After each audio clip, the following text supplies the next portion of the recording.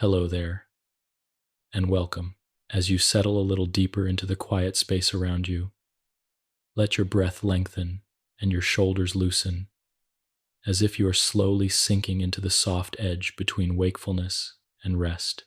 This is the gentle threshold where thoughts drift like slow-moving clouds, and the mind becomes receptive, open, and quietly observant.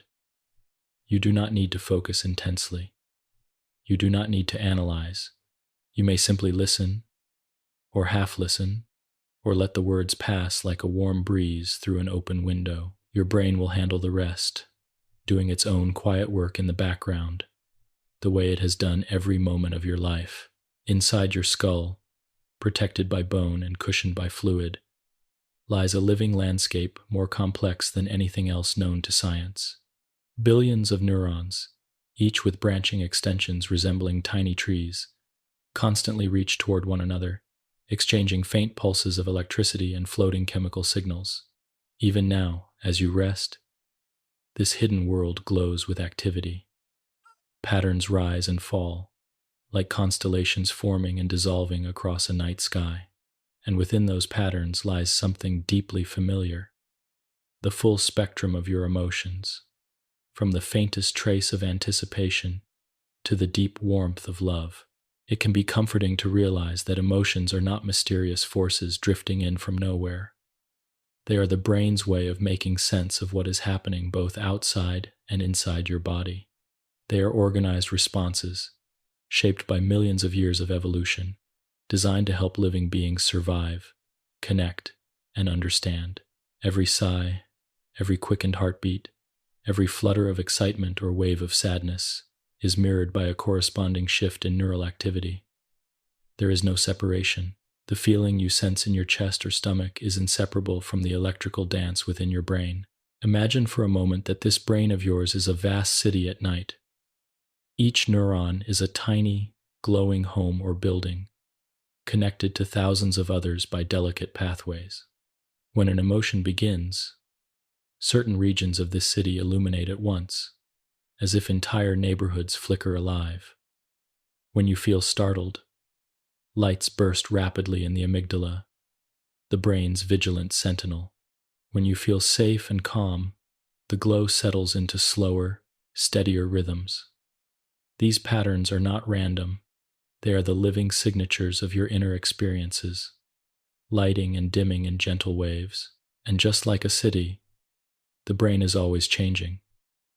Streets are constantly being added, rerouted, or trimmed back.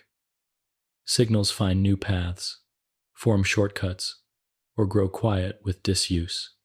An emotion you feel today is shaped by all the moments that came before it, the conversations you've had, the memories your brain has stored, the lessons it has learned about what is safe, what is dangerous, what is comforting, and what is uncertain. In this way, emotions are both ancient and new. They carry the imprint of your species' past, yet they are uniquely molded by your personal life.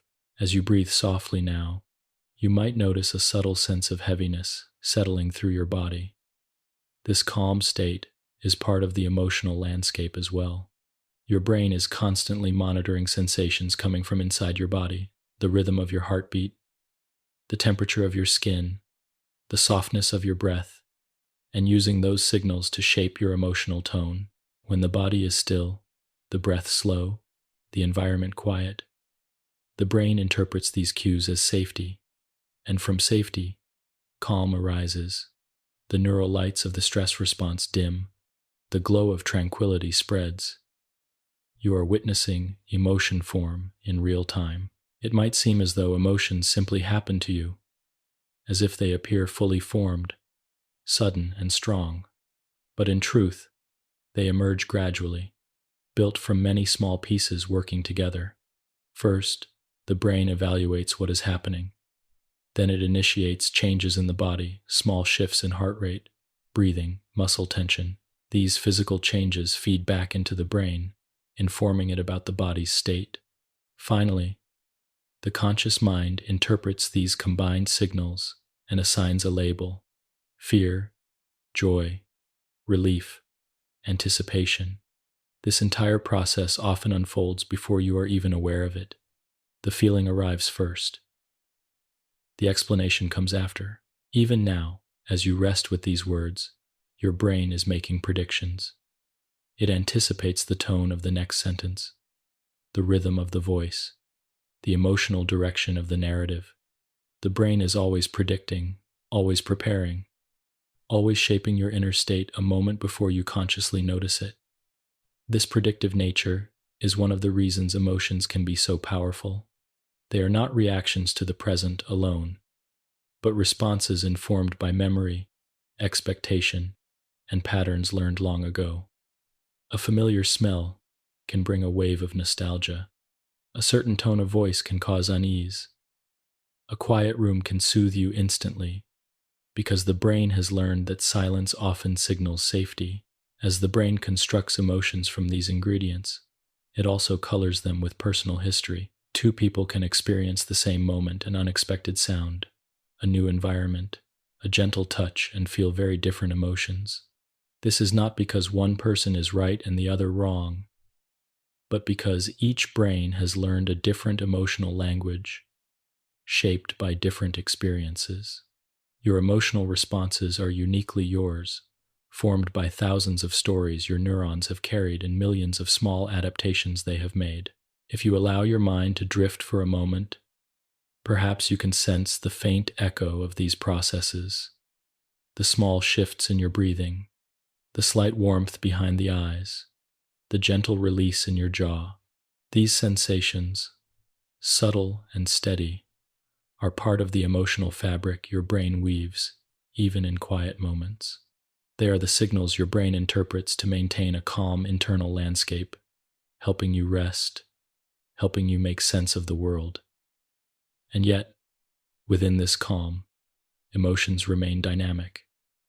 Your brain adjusts its predictions, updates its understanding, softens its responses. In this stillness, you can feel how alive your emotional body is, how it flows gently beneath the surface, like a river that continues moving even when its surface appears still. As we move deeper into this exploration, you may notice that your awareness becomes quieter. This is perfectly natural. The brain, when soothed, shifts into slower rhythms. These rhythms are not signs of drifting away from the content. They are signs that your neural networks are relaxing into the information, allowing it to settle without strain. In this restful state, ideas do not need to be grasped tightly. They can simply be absorbed, and so, in this first part of our journey, we recognize something simple yet profound, that every emotion you have ever known is rooted in the living, changing patterns of your brain, not separate from the body, not separate from the mind, but emerging from their constant conversation. As you rest here, you are experiencing the gentle truth of this connection.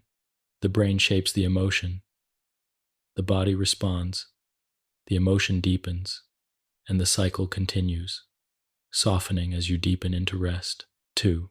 Emotion and feeling. As you settle into this next chapter, allow your breath to slow just a little more, as if it were drifting across a calm lake in the early hours of the morning. You may notice the way your chest rises with a soft rhythm, and how your thoughts begin to blur into something gentler, quieter, less defined. This is a comfortable place to rest while we explore the subtle distinction between what the brain calls an emotion and what you experience as a feeling. They are connected, but not identical. They move together, yet they arise at different times. Deep within the brain, an emotion begins before you are aware of it.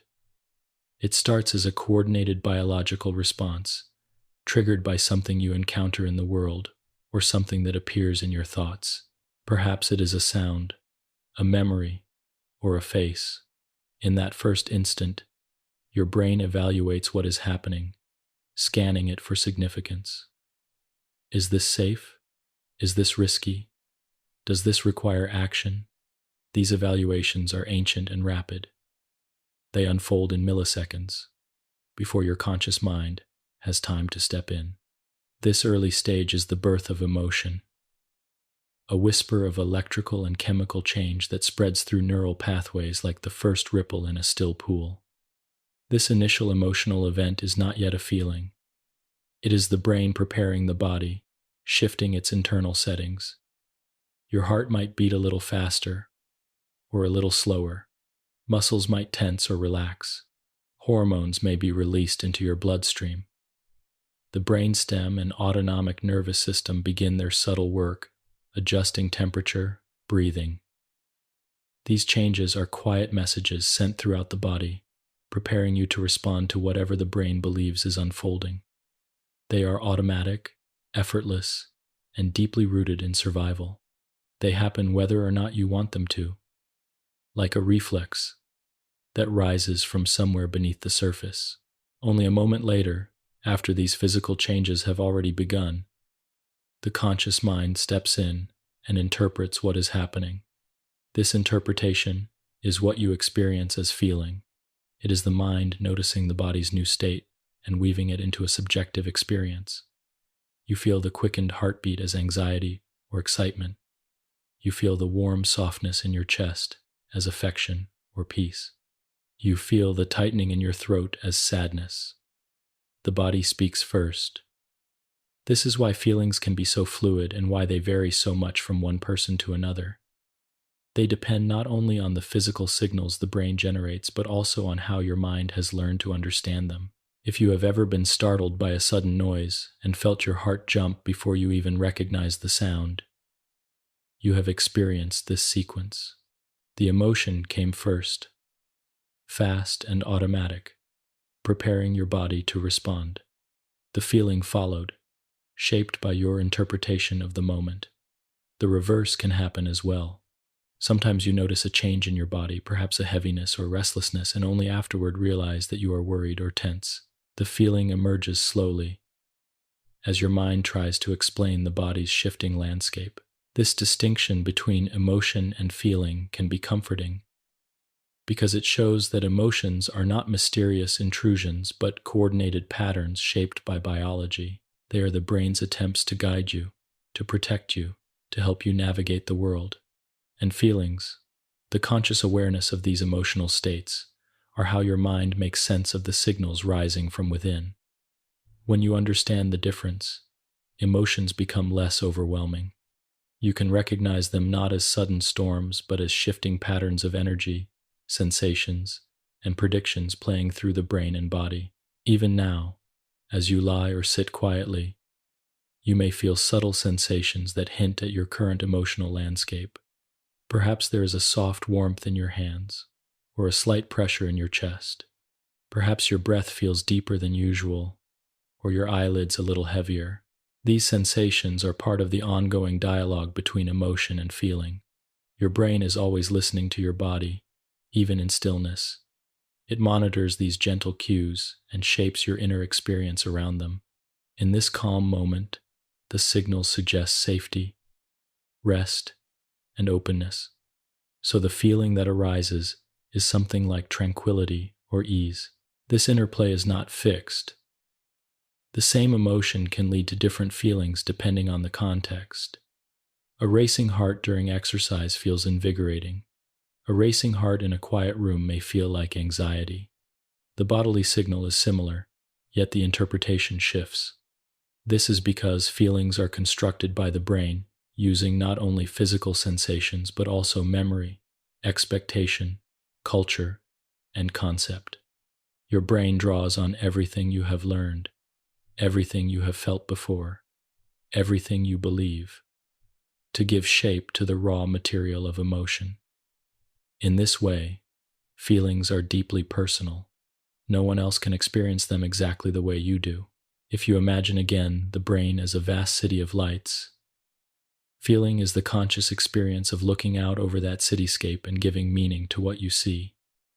You might describe a bustling region as excitement, or a quiet neighborhood as calm. You might interpret a cluster of bright, erratic lights as fear or uncertainty. The city's activity exists, whether or not you describe it.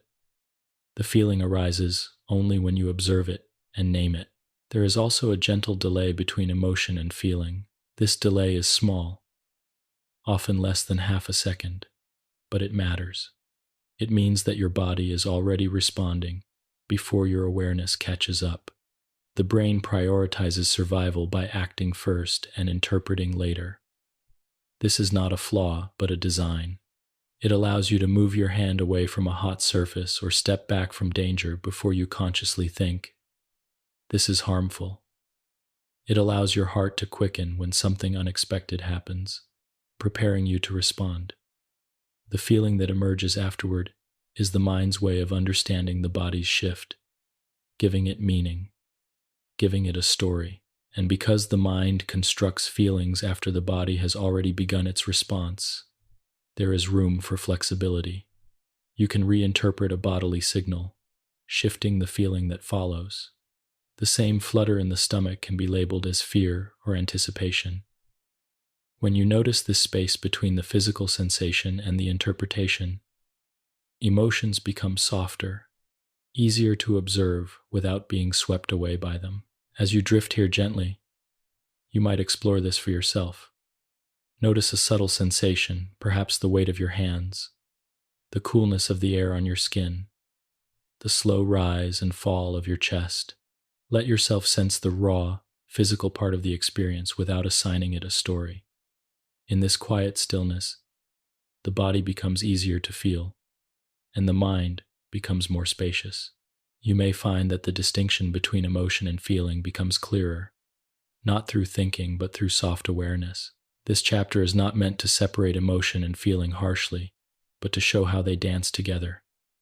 Emotion is the body's whisper. Feeling is the mind's reply. Emotion moves first, through chemistry and pulse. Feeling follows, shaped by memory and meaning. Together, they form the rich tapestry of your inner life. Together, they make you human, responsive, sensitive, and alive. As we move forward, this understanding will help us travel deeper into the emotional brain. But for now, you can simply rest in the knowledge that what you feel is not random, not chaotic, but part of a beautifully coordinated sequence, a quiet choreography unfolding beneath your awareness, rising gently into the conscious world, creating the soft, personal weather of your inner experience. 3. The purpose of emotion.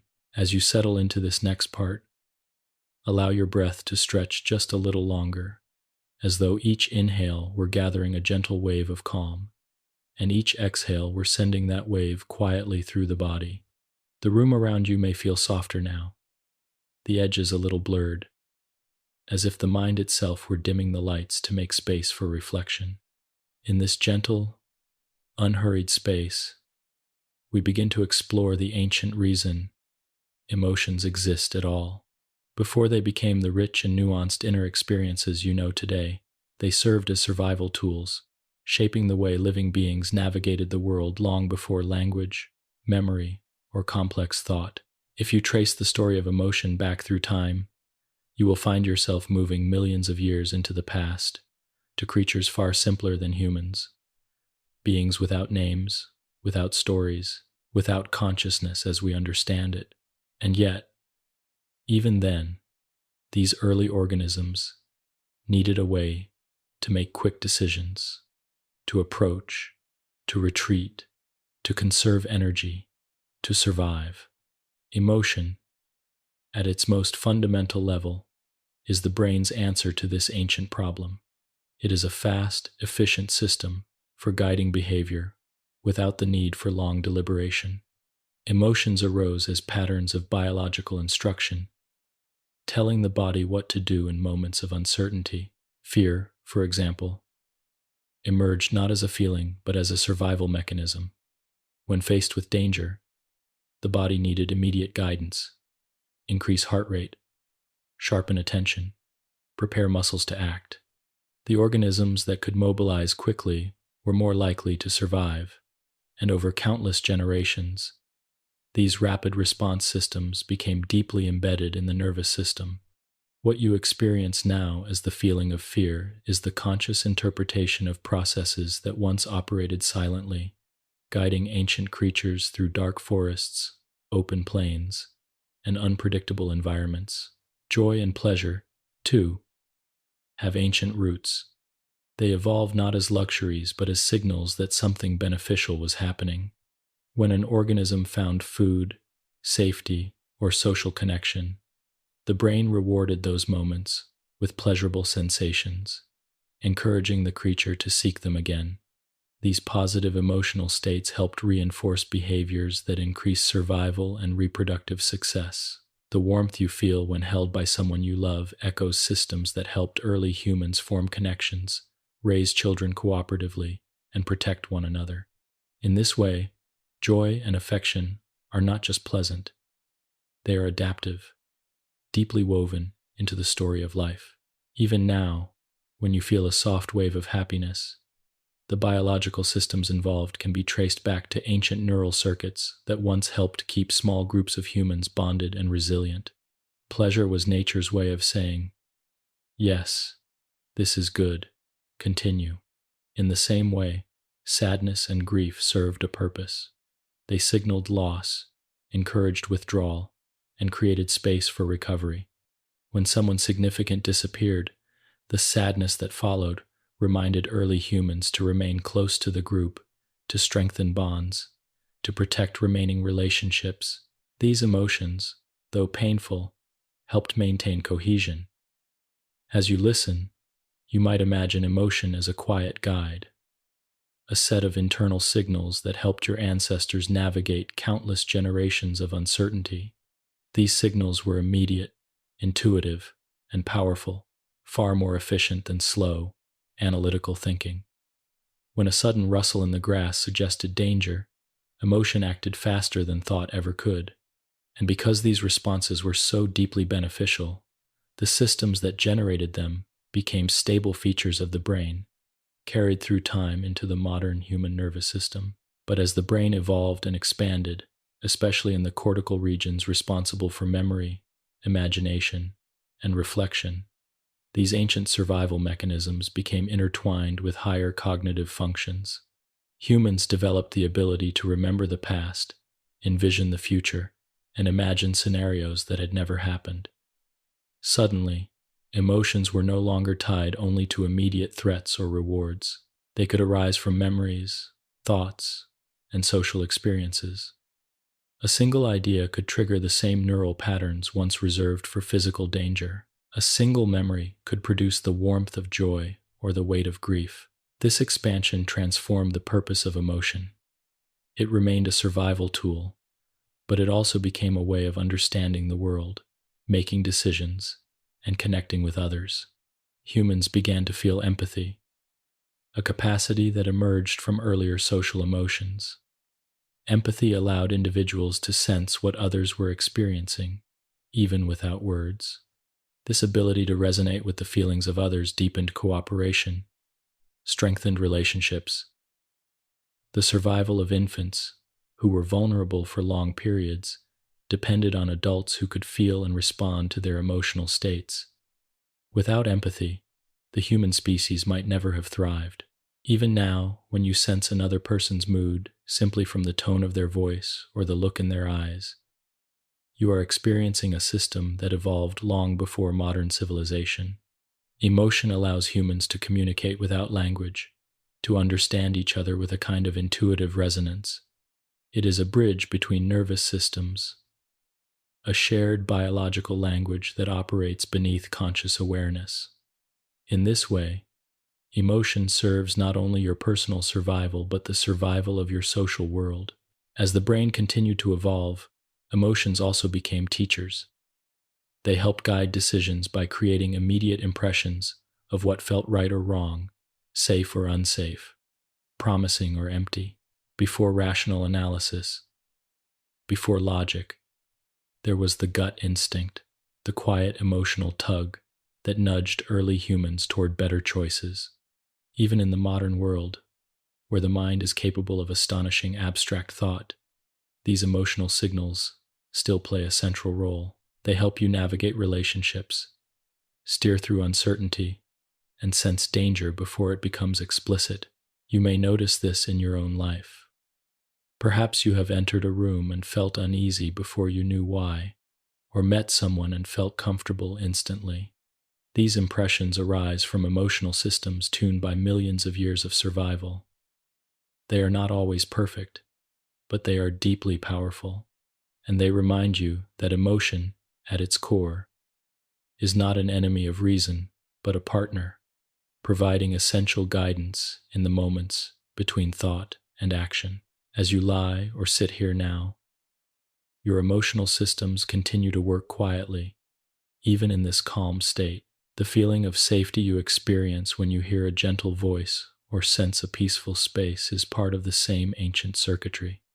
The relaxation spreading through your muscles is a signal that the environment is safe, that there is no threat requiring action. The brain interprets stillness, slow breathing, and soft sensory input as cues of security, allowing emotional systems to shift from vigilance to rest. This is the parasympathetic state, the counterpart to fear and stress, and it is just as essential for survival. Rest is healing. Stillness is restoration. Calm is not a luxury. It is a biological necessity. When you recognize that your emotions have ancient, purposeful roots, they may begin to feel less overwhelming. They become less like storms of the mind and more like well-practiced signals that have guided countless generations. They are not flaws, but features. They are not intrusions, but messages. Each emotion, even the uncomfortable ones, has a role, a reason, a history traced through the evolution of life. And as you rest here, letting these ideas drift gently into your awareness, you may feel a quiet appreciation for the complexity of your own inner world. Emotion is not something you must conquer or suppress. It is something you can understand, something you can observe with softness, something that has carried the human story through time. 4. The emotional brain. As we drift into this next part of our journey, let the body soften a little more, as though each muscle were quietly releasing its grip on the day. Your breath may settle into an even slower rhythm now, a rhythm that feels almost like the tide moving in and out along a moonlit shore.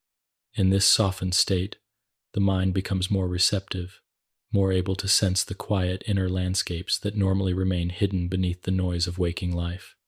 Tonight, we wander gently into one of those landscapes, the emotional brain, a living architecture that shapes every feeling you experience.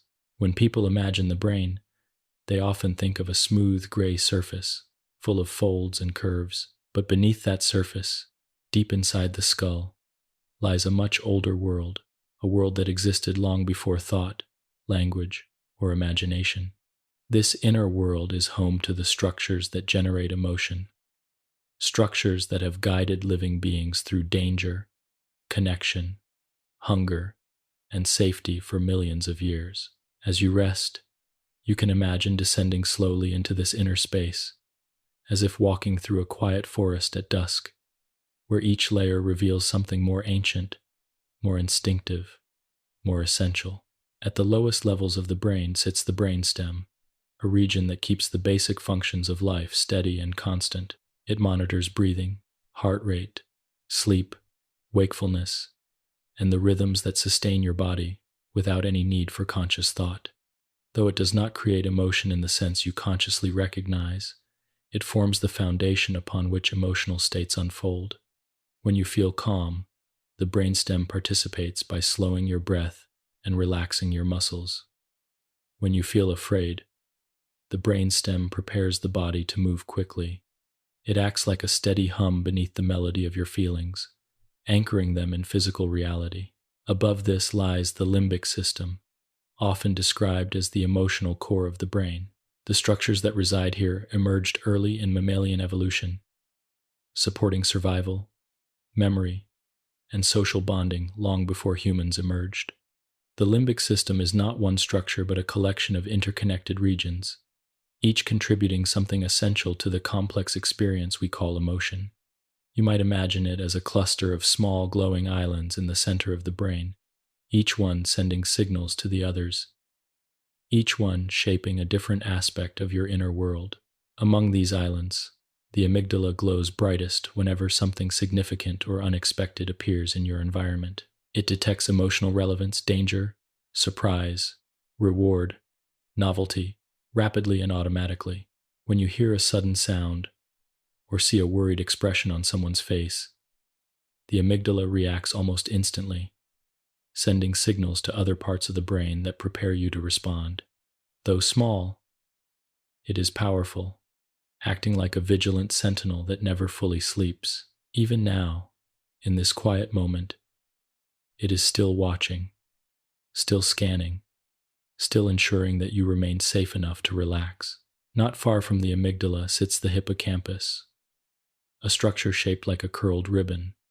While the amygdala lights up in response to emotional significance, the hippocampus helps place these emotions into context. It binds feelings to memories, creating a timeline of your experiences. This is why a familiar scent can bring back a vivid moment from childhood, or why certain places feel emotionally charged.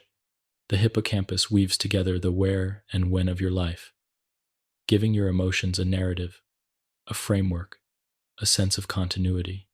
Without it, feelings would float unanchored, intense, but unconnected, like flashes of lightning without a storm. Another important region in this emotional landscape is the hypothalamus, a small but potent structure that orchestrates the body's internal state. When an emotion begins, the hypothalamus initiates changes in hormones, heart rate, breathing, and digestion. It acts almost like a conductor, ensuring that each system of the body responds appropriately. If you feel afraid, the hypothalamus increases adrenaline. If you feel peaceful, it promotes relaxation. This structure links the mind to the body so tightly that the boundary between emotional state and physical state becomes almost impossible to separate. When your heart beats faster or your stomach tightens, the hypothalamus is already at work. As you move upward through the brain, you reach the vast expanse of the cortex, the wrinkled outer layer that supports complex thought, imagination, and reasoning. But even here, in the realm of language and logic, emotions continue to play a powerful role. Certain areas of the cortex, especially the prefrontal regions, help interpret and regulate emotional responses. They take the raw signals generated by deeper structures and give them nuance, context, and meaning. When you notice that you are feeling anxious and then remind yourself that you are safe, it is the prefrontal cortex gently shaping the emotional response, softening its edges, helping you navigate it with grace. Another region of the cortex, the insula, contributes something equally important: the sense of the body from within. It listens to internal sensations, the heartbeat, the breath, the warmth or coolness of the skin, and transforms them into the subjective texture of feeling. When you sense calmness in your chest or heaviness in your limbs, the insula is part of that awareness. It helps create the bridge between physical emotion and conscious feeling, allowing you to know, in a deeply personal way, what your body is telling you. All these structures, the brainstem, the amygdala, the hippocampus, the hypothalamus, the insula, and the prefrontal cortex, are connected by dense networks of fibers. Signals flow between them in constant, dynamic loops, allowing emotion to unfold moment by moment. When one region activates, others respond, adjusting the overall state of the system. It is a choreography that never stops. Even in sleep, the emotional brain continues to work, processing memories, integrating experiences, and preparing you for the next day. You may imagine this emotional landscape as a glowing web inside your skull, with each region lighting up and dimming in soft patterns. Sometimes the lights are bright and fast, reflecting excitement, fear, or anticipation. Other times they are slow and gentle, reflecting contentment or rest. And sometimes the lights shift unpredictably, flickering as the brain transitions between states. Emotion is not static. It is a living process, constantly shaped by what you encounter, what you remember, and what you predict will happen next. Even in this quiet moment, your emotional brain is active. The sense of relaxation you feel is not a passive state but the result of coordinated signals. The hypothalamus dialing down stress hormones, the brainstem slowing the breath, the amygdala resting quietly, the prefrontal cortex interpreting this stillness as safety. These processes do not require effort, they unfold naturally, guided by millions of years of evolution, ensuring that the body remains in harmony with its surroundings. This quiet harmony may feel especially vivid as you listen. Your inner world reflects the softness of the moment, the calm tone of the words. Even if your mind wanders, the emotional brain continues its work, responding to the environment, adjusting the body, shaping the tone of your experience. It is always listening, always adapting, always guiding the subtle currents of your feelings. As you rest here, it may be comforting to sense that your emotional brain is not a single thing but an entire landscape, a layered and interconnected system that supports everything from instinctive reactions to the deepest nuances of your inner life. It is the part of you that senses danger, but also the part that recognizes safety. It is the part that remembers what matters and the part that helps you interpret what you feel. It is both ancient and modern, instinctive and reflective, automatic and conscious. And as we move forward, we will slowly explore these regions in more detail, tracing how each contributes to the emotions that shape your life. But for now, simply rest in the knowledge that within you lives a beautifully coordinated system, always working on your behalf, always listening to the world and to your own body, always shaping the quiet weather of your mind. 5. The amygdala. As we move into this next part, let your breath soften even further, as though it were drifting through a long corridor of quiet air.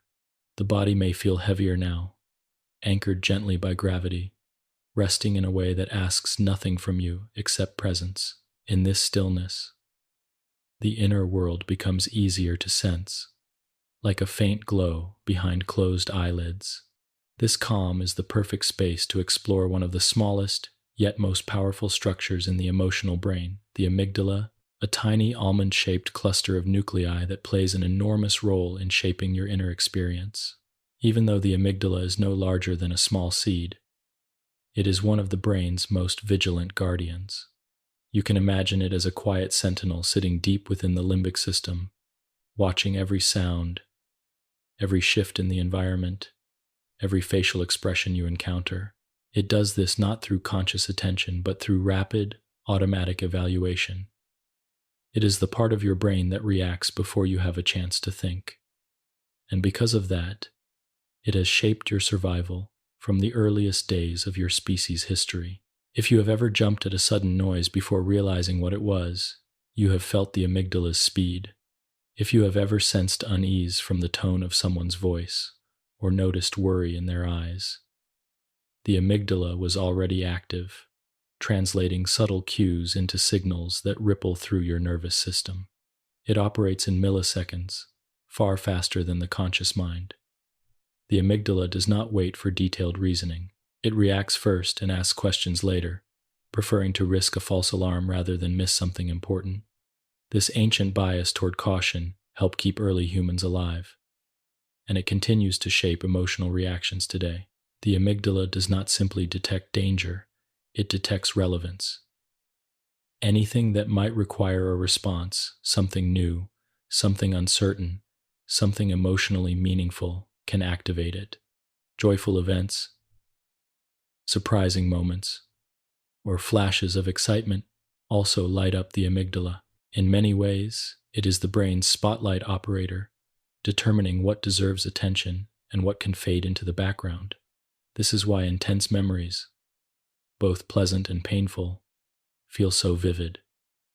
The amygdala tagged them as important, helping the brain store them more deeply. As you rest here, imagine the amygdala as a glowing ember in the center of your brain, always lit, but brighter during moments of emotion. Even in this soft quiet, it is aware, watching over you, making sure that nothing troubling intrudes into your peaceful space. When it recognizes safety, as it likely does now, its light dims, allowing your body to ease fully into rest. This gentle dimming is part of why calm environments feel so soothing. The amygdala recognizes the absence of threat and signals to the rest of the body that it is safe to soften, safe to breathe deeply, safe to let go. Although the amygdala is commonly associated with fear, its role is far broader. It helps assign emotional color to the world. When you see a loved one smile, the warm feeling that spreads through your chest begins in part with amygdala activity. When you feel excitement at the start of a new experience, the amygdala signals other regions to heighten your attention and prepare your body for possibility. It acts like an early emotional filter, shaping your experience before it reaches full awareness.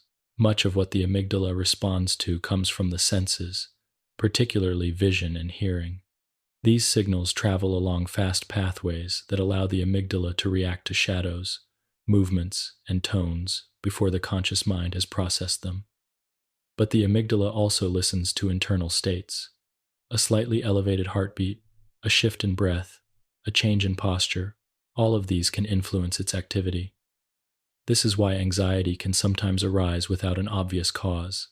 The body changes, the amygdala detects the shift, and the brain constructs a feeling around the sensation. At times, the amygdala's powerful influence can make the world feel sharper, more intense, or more threatening than it truly is. This can happen when the amygdala becomes overly sensitive, activating too easily or too often.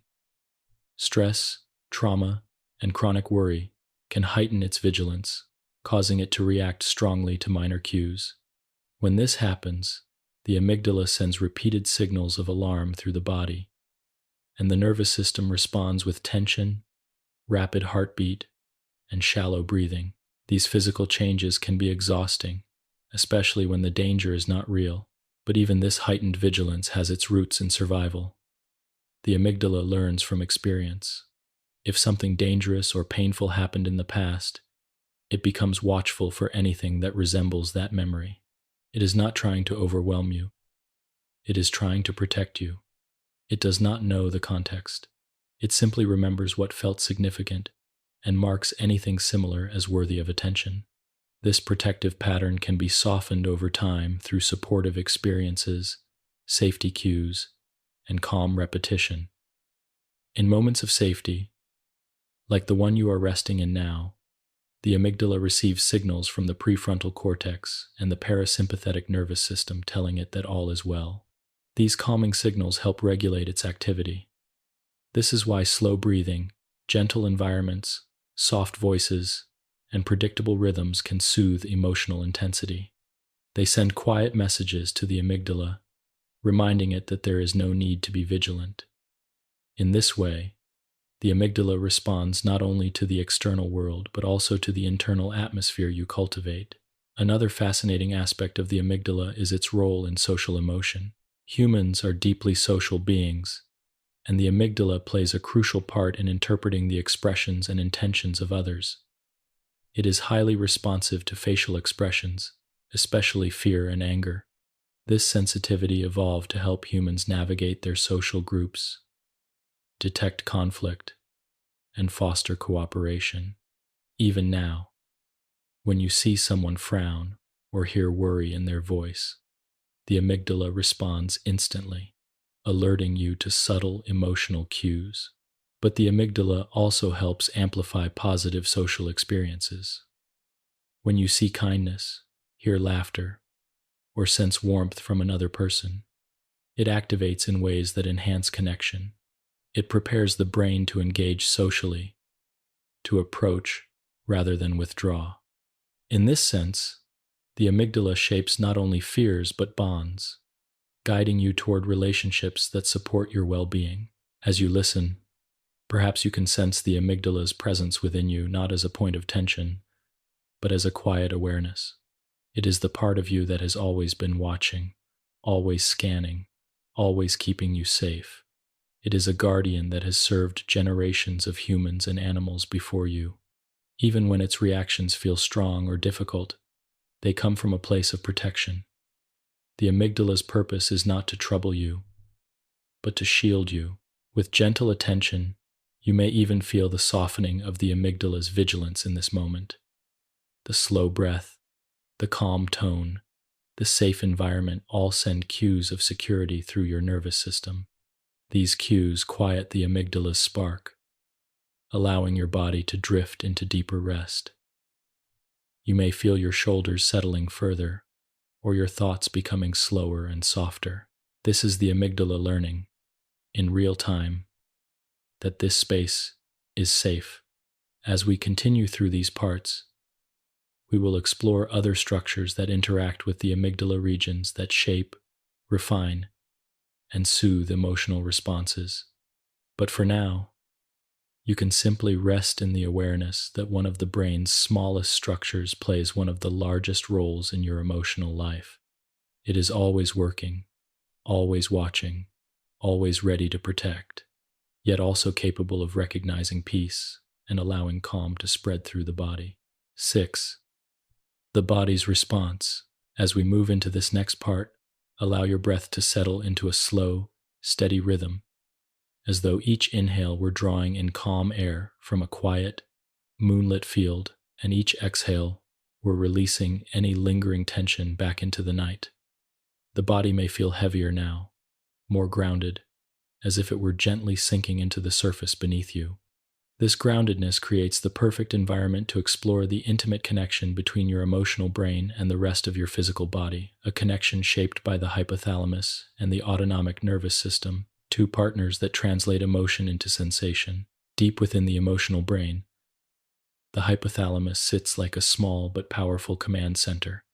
Although it is only the size of a pea, its influence reaches into nearly every organ of the body.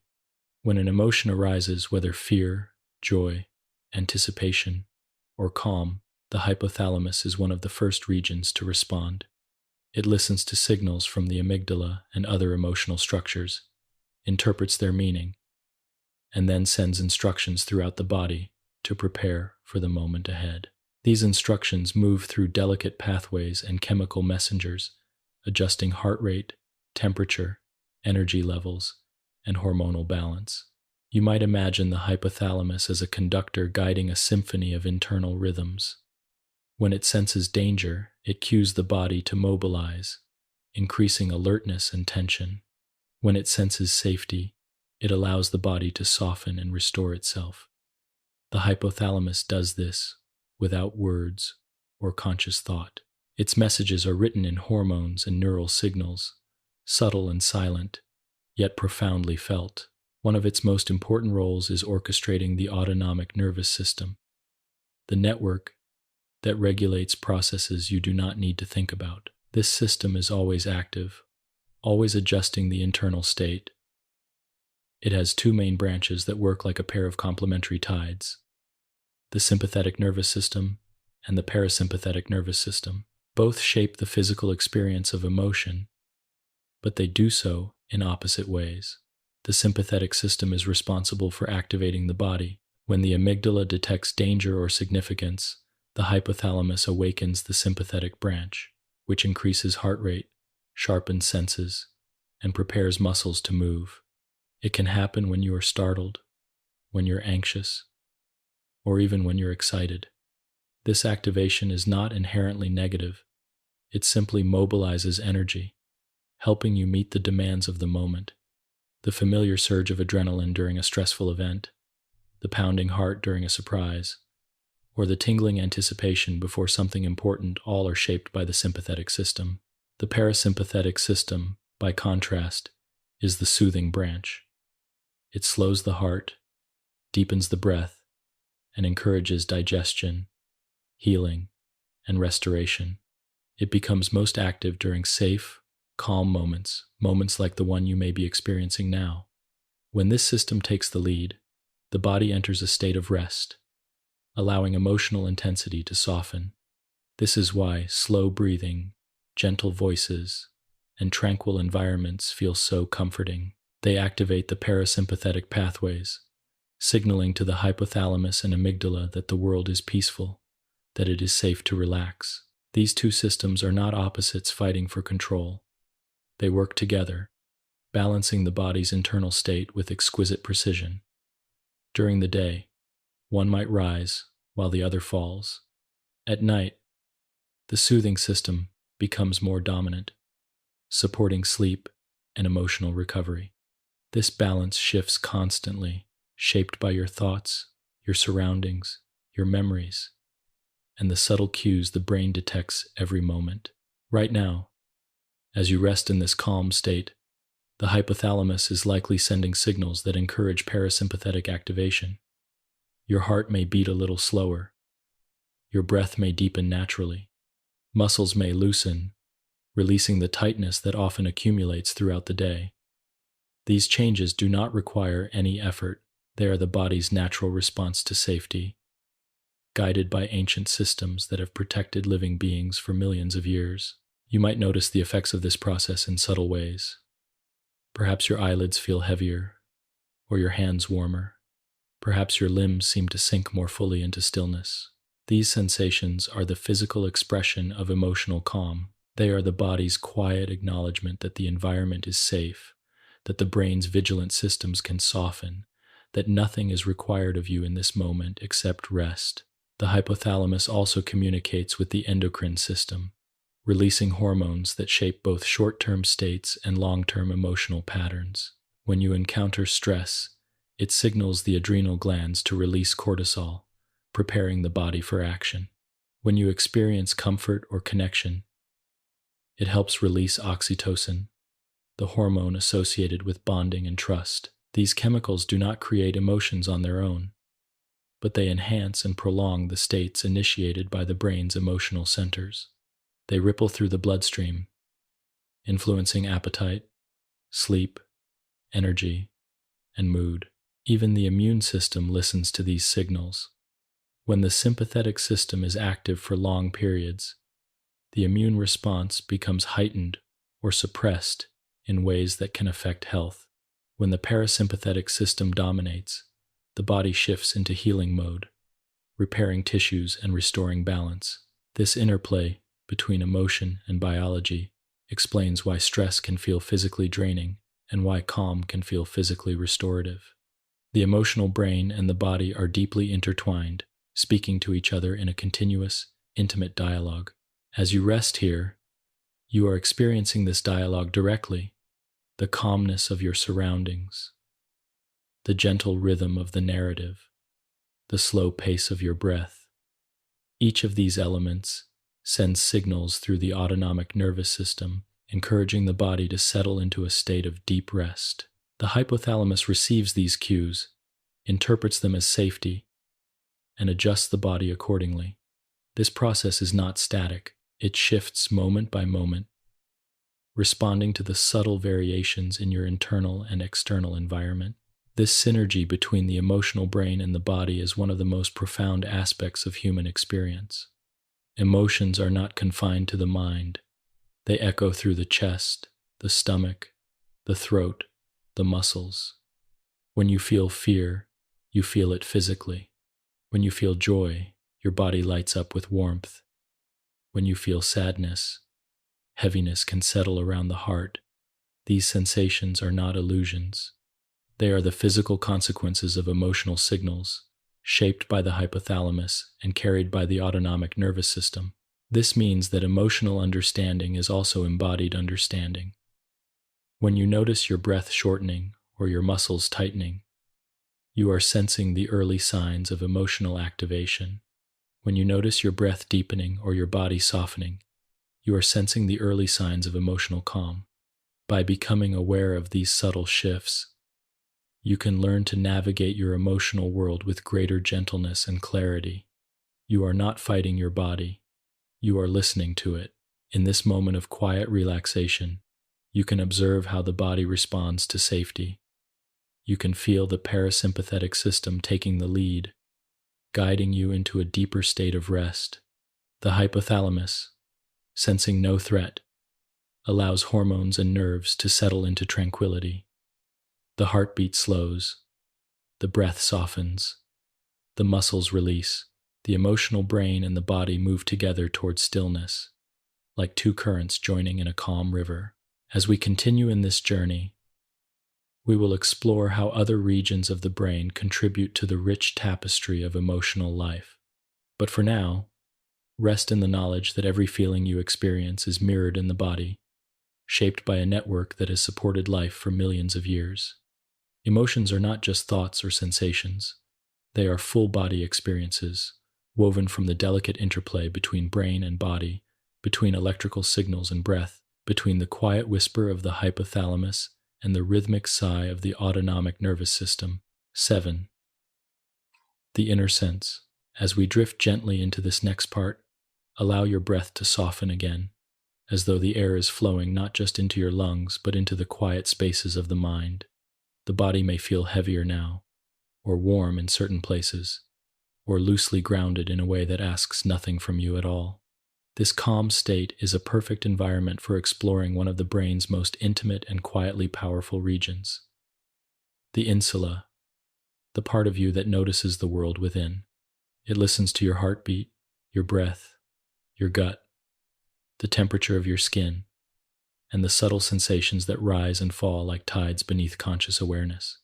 Through this listening, the insula shapes the felt texture of emotion, the body's whisper becoming the mind's experience. The insula sits deep within the folds of the brain, tucked away between layers of cortex like a secret room designed for reflection. Though it is not as widely known as the amygdala or prefrontal cortex, it plays a central role in emotional life. It is the bridge between the brain and the body's internal world, the place where interoception, the sense of what is happening inside the body, becomes conscious. This awareness is so subtle that you may not notice it until you sit quietly, as you are now. When the heart beats a little faster, the insula feels it. When the breath tightens or deepens, the insula receives the signal. When your stomach flutters during anticipation or tightens during worry, the insula translates these sensations into the beginnings of an emotional experience. It is as though the insula is constantly reading a quiet map of the body's interior, marking changes, patterns, and rhythms, and sending this map to the rest of the brain for interpretation. You might imagine the insula as a small lantern glowing softly, illuminating the internal landscape with a steady, intuitive light. It does not speak in words or concepts. It communicates through sensations, sometimes faint, sometimes strong, sometimes so subtle they drift beneath the edge of awareness. In moments of calm like this, those sensations may become more noticeable. Perhaps there is a gentle warmth spreading through the chest, or a soft pulsing in your hands. Perhaps your shoulders feel as though they are slowly sinking. These are the signals the insula attends to, weaving them into the fabric of your emotional state. This inner sense is one of the reasons why emotions feel so physical. Fear is not just a thought, it is a tightness. Joy is not just an idea, it is a warmth. Sadness carries heaviness. Calm carries openness. The insula gathers these sensations and helps form the experience that you describe as feeling. Without the insula's steady presence, emotions would be thin and abstract. With it, they become embodied, rich, textured, and deeply personal. The insula also helps you understand the meaning of these physical signals. For example, a racing heart during exercise feels different from a racing heart in a quiet room. The sensation is the same, but the interpretation shifts because the insula sends information not only about the physical change, but also about the context in which it occurs. This ability to blend sensation with situation allows the brain to construct accurate emotional states. It helps explain why emotions are not just reactions, but interpretations shaped by the body, the moment, and your past experiences. In this way, the insula becomes a translator between the physical and emotional worlds. It listens to the whispers of the body and conveys them to the prefrontal cortex and limbic system, where emotions take shape. When the insula detects tension, the brain may experience it as worry. When it senses openness, the mind may experience it as peace. These interpretations are fluid, shaped by memory, expectation, and understanding. This fluidity is why emotions can change quickly, shifting with the smallest adjustment in breath or posture. Even now, as you listen, the insula is gently active, reading the calm signals coming from your body, the slow breath, the stillness of your muscles, the quiet environment. They all signal safety. The insula receives these cues and sends them upward to the parts of the brain that create the feeling of calm. In this way, your body is constantly shaping your emotional state, even without conscious effort. It is a continuous loop, a conversation where sensation and meaning flow back and forth like waves. This inner sensing also plays a role in intuition, when you feel that something is right or wrong without being able to explain why. It is often the insula detecting patterns in bodily signals that the conscious mind has not yet interpreted. The slight tightening of muscles, the subtle shift in breathing, the faint sense of comfort or discomfort, all of these cues can inform your emotional responses before you consciously understand them. Intuition is not magic. It is the body speaking through the insula, offering guidance based on countless subtle signals. The insula not only shapes personal emotions, but also contributes to empathy. When you see someone else in distress, your insula activates in patterns similar to the ones that occur when you yourself are distressed. This mirroring allows you to feel with others rather than simply observe them. It creates a shared emotional experience, a bridge between two internal worlds. This connection is one of the reasons humans can comfort, understand, and support one another. The insula helps transform external observations into internal sensations, deepening social bonds. There are moments when the insula becomes overly sensitive, amplifying bodily sensations in ways that intensify emotional states. Anxiety can heighten interoception, making normal sensations feel alarming. A small flutter becomes a threat. A brief change in breath feels like danger. When this happens, the insula is not malfunctioning. It is responding to heightened signals from the emotional brain. Over time, calm experiences like the one you are inhabiting now can help retrain the insula to interpret sensations more gently. Through repeated safety and slow breathing, the insula learns that many physical changes are harmless, restoring balance between sensation and meaning. You might take a moment now to feel the soft rhythm of your breath.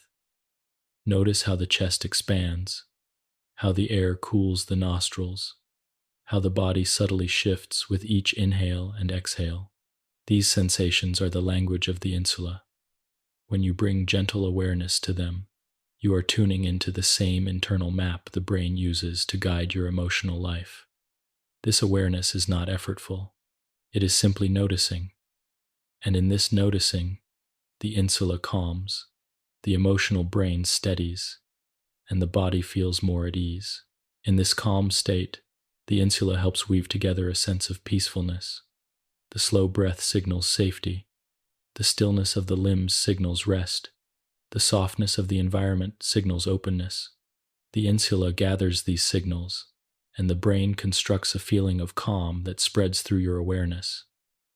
You do not need to force this feeling. It arises naturally from the quiet interplay between body and brain. As you drift here, you may sense how deeply connected your emotions are to the physical world inside you.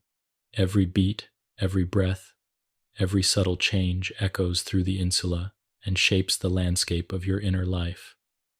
This connection is not a burden. It is a source of wisdom. By listening to your body, you learn to understand yourself. By noticing the quiet signals that guide you, you become more attuned to your own needs, your own boundaries, your own moments of peace. And as we continue this journey, we will explore how the higher parts of the brain, like the prefrontal cortex, take these sensations and weave them into stories, interpretations, and conscious understanding. But for now, rest in the gentle awareness that beneath your thoughts and memories lies a quiet, sensing body, and beneath that, the insula always listening, always interpreting, always shaping the subtle texture of your emotional world. 8. The storyteller.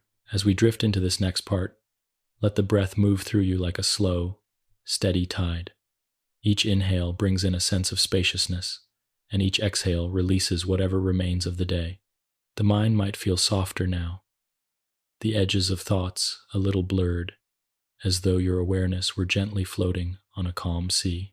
In this softened state, we explore one of the most remarkable regions of your emotional brain, the prefrontal cortex, the quiet storyteller that interprets, organizes, and sometimes reshapes the emotions rising from deeper regions within. The prefrontal cortex sits at the front of your brain, behind the forehead, like a thoughtful observer looking out over the rest of the neural landscape. Unlike the amygdala, which reacts with speed and instinct, the prefrontal cortex moves slowly, carefully, deliberately. It is a region that evolved later in human history, supporting planning, reflection, imagination, and the gentle art of interpretation. While structures like the amygdala spark the first reaction to an event, the prefrontal cortex steps in afterward, offering context, meaning, and perspective. It helps you understand not just what you are feeling, but why. You might imagine the prefrontal cortex as a lantern casting a soft light over the emotional world. When an emotion arises, fear, joy, frustration, relief, the prefrontal cortex looks at it, holds it gently, and asks questions. Where did this come from? What does it mean? Should I act on it? Should I wait? It does not suppress emotions. It interprets them. And interpretation is one of the most powerful tools the brain has for shaping experience. For example, imagine hearing a sudden sound in the dark. The amygdala reacts instantly, sparking alarm, tensing the muscles, quickening the breath. But within a moment, the prefrontal cortex steps in. It considers the context. Perhaps you remember that a window is open, or a tree branch is near the house, or someone else is awake in the next room. This reflection softens the amygdala's alarm, allowing the body to relax. The emotion shifts because the story shifts. The prefrontal cortex has reframed the experience. In this way, the prefrontal cortex acts not as a controller of emotion, but as a guide. It helps you navigate emotional landscapes with clarity. When emotions are intense, it becomes a stabilizing presence. When emotions are subtle, it helps you understand them. It is the part of you that takes raw sensation from the insula, urgency from the amygdala, and physical cues from the body, and weaves them into something coherent, something you can reflect on, express, and consciously understand. Even now, as you rest in this calm space, your prefrontal cortex is active in a softened way. It observes the slow rhythm of your breath, the quietness of the environment, and the gentle tone of this narrative. It interprets these sensations not as danger or uncertainty, but as peace.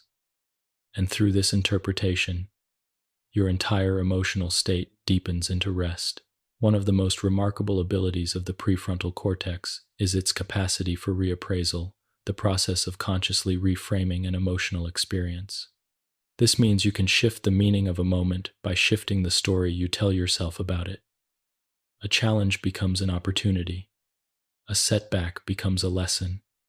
A moment of fear becomes a moment of awareness. Reappraisal is not denial, it is perspective. This capacity for reappraisal is one of the reasons humans can grow, adapt, and heal.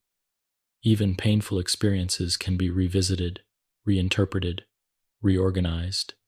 The prefrontal cortex works with the hippocampus, which stores memories, and the amygdala, which stores emotional significance, helping to reshape the emotional weight of past events. Through this collaborative process, memories become less sharp, less overwhelming, less tangled in the present moment. This is the brain's gentle way of healing itself, guided by the ability to reflect and reframe. You may have noticed times in your own life when emotions seem to intensify simply because of the story you told yourself. A mistake could feel disastrous when framed harshly. A disagreement could feel like rejection when interpreted through fear, yet like communication when interpreted through understanding. It helps you choose which narrative to follow, which meaning to give to your emotional experiences. Even now, your prefrontal cortex is shaping your internal landscape. As you rest, it recognizes that the environment is safe. It hears the soothing rhythm of the words and interprets them as gentle. It notices the body relaxing and understands this state as one of calm. Through this interpretation, it allows emotional systems to settle further, easing tension from the amygdala and lowering the body's alertness through signals that travel down through the hypothalamus and autonomic nervous system. The mind and body relax together, guided by the storyteller at the front of the brain. The prefrontal cortex also allows you to imagine future emotions and prepare for them. It helps you anticipate how you might feel in certain situations, guiding decisions in ways that protect your emotional well-being. This ability to forecast emotional states is uniquely human. It allows you to plan for comfort, avoid harm. Even in the quiet of this moment, the prefrontal cortex is capable of imagining the next moment, preparing gently for whatever comes next, whether it is sleep, reflection, or simply continued rest. Because the prefrontal cortex is so deeply involved in interpretation and perspective, it is also sensitive to stress. When the amygdala becomes excessively active during prolonged worry or intense fear, it can disrupt the prefrontal cortex's calm reasoning. This is why strong emotions can make it difficult to think clearly or make balanced decisions. It is not a failure of the mind. It is a natural consequence of emotional overload. The emotional brain takes the lead, and the storyteller becomes quiet. But when calm returns, the prefrontal cortex awakens again, offering clarity, insight, and a steady voice. This balance between emotion and interpretation is delicate, shifting moment by moment. In calm states like this, the prefrontal cortex plays a soothing role, reinforcing safety, encouraging relaxation, and helping you drift deeper into rest. In this sense, it is not just a storyteller but a caretaker, guiding the emotional brain back to balance whenever it can. If you tune inward for a moment, you may feel this gentle guidance. Perhaps there is a sense of spaciousness in the mind, or a slow unfolding of thought, or a quiet clarity beneath the softness. These sensations arise not from stillness alone, but from the prefrontal cortex, interpreting stillness as safe, peaceful, and restorative. It is telling a story of calm, and the rest of the brain listens. In this way, the prefrontal cortex becomes a partner to every region we have explored so far. It works with the amygdala to modulate emotional reactions. It collaborates with the insula to interpret bodily sensations. It uses memories from the hippocampus to give context to the moment. It listens to signals from the hypothalamus and autonomic nervous system to sense the body's state. And through these collaborations, it shapes the rich, conscious world of emotional experience. As you drift here at the edge of sleep, you may sense how this storyteller helps weave your emotional life into meaning. It gives coherence to sensations, patterns to feelings, narratives to moments, and in the softness of this moment, it guides you gently toward rest. 9. The beginning of emotion. As we drift into this next part, let the breath continue its soft, rhythmic sway, like a gentle tide brushing against a quiet shoreline. The body may feel a little heavier, the mind a little quieter, and the space around you a little softer, as though everything has settled into a delicate balance. In this calm state, we explore a subtle and astonishing truth about your emotional life, that emotions often begin before you are aware of them. They arise from the brain's predictions, from patterns built over a lifetime, from tiny signals interpreted with astonishing speed, and by the time you consciously feel an emotion, it has already taken root inside your neural landscape. In the simplest sense, an emotion begins as a prediction. The brain is always forecasting what will happen next, what you will see, hear, feel, and even experience internally. This predictive ability evolved because it allowed living beings to respond faster than conscious thought could manage.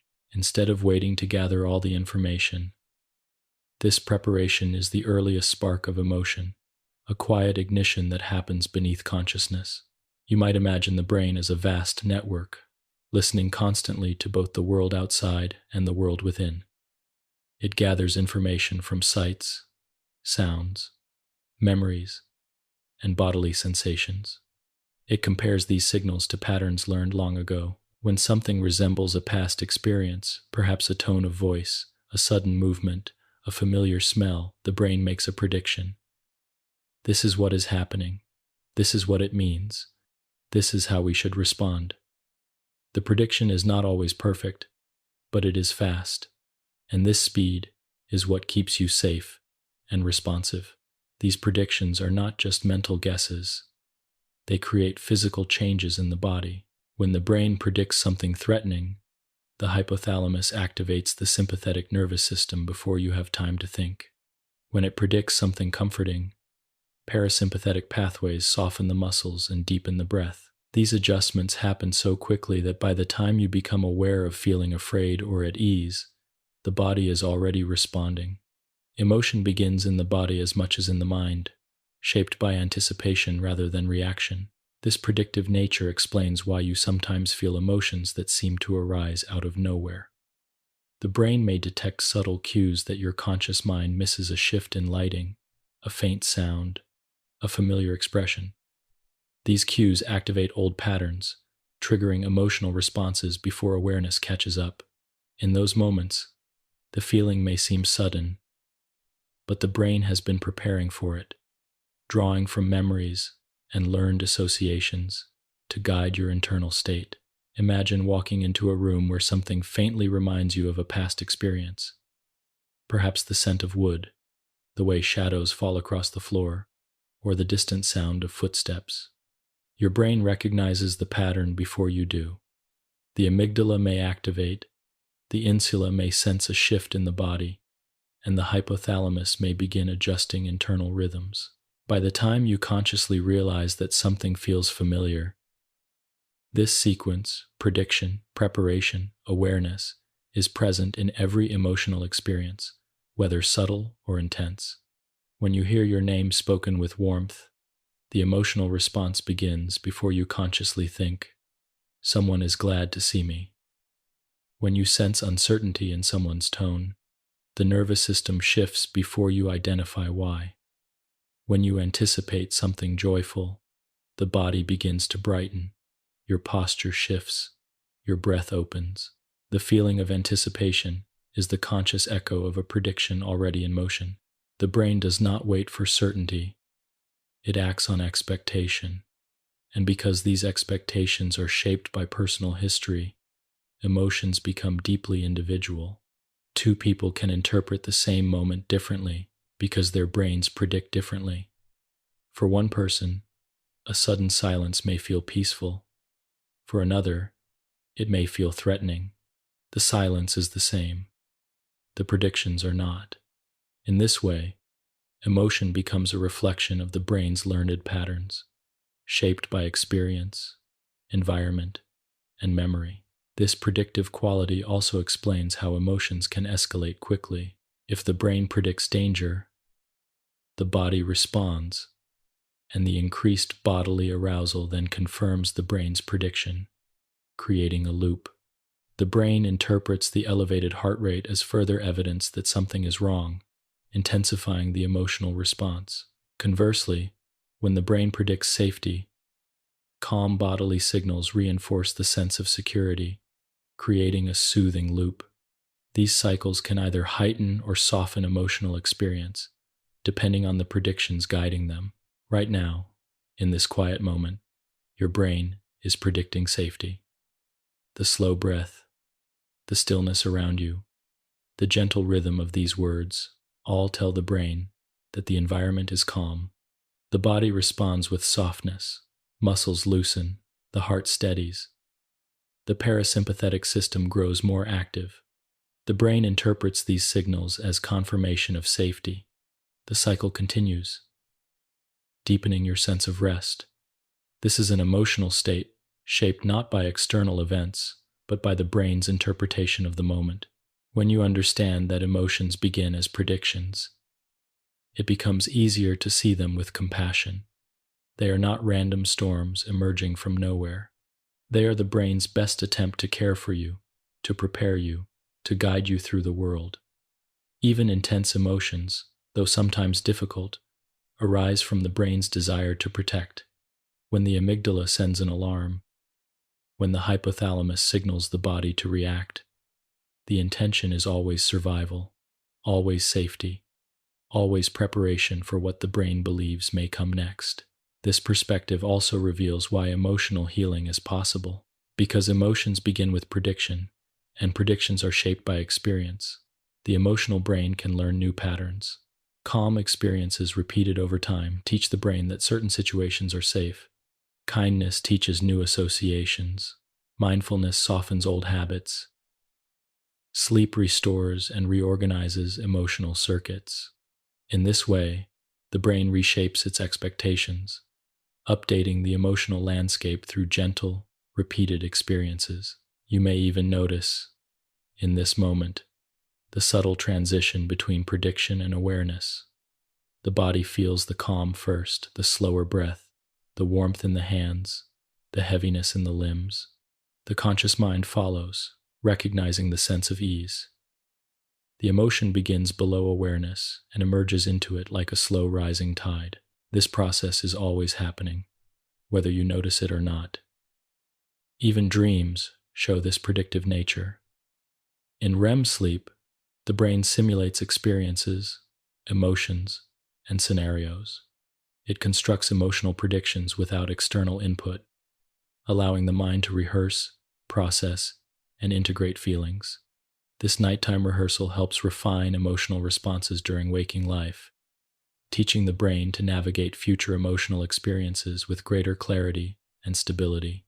As you rest here, you can sense how the beginning of emotion is both mysterious and deeply logical. It is grounded in the body, shaped by the past, and colored by the brain's constant attempts to predict what comes next.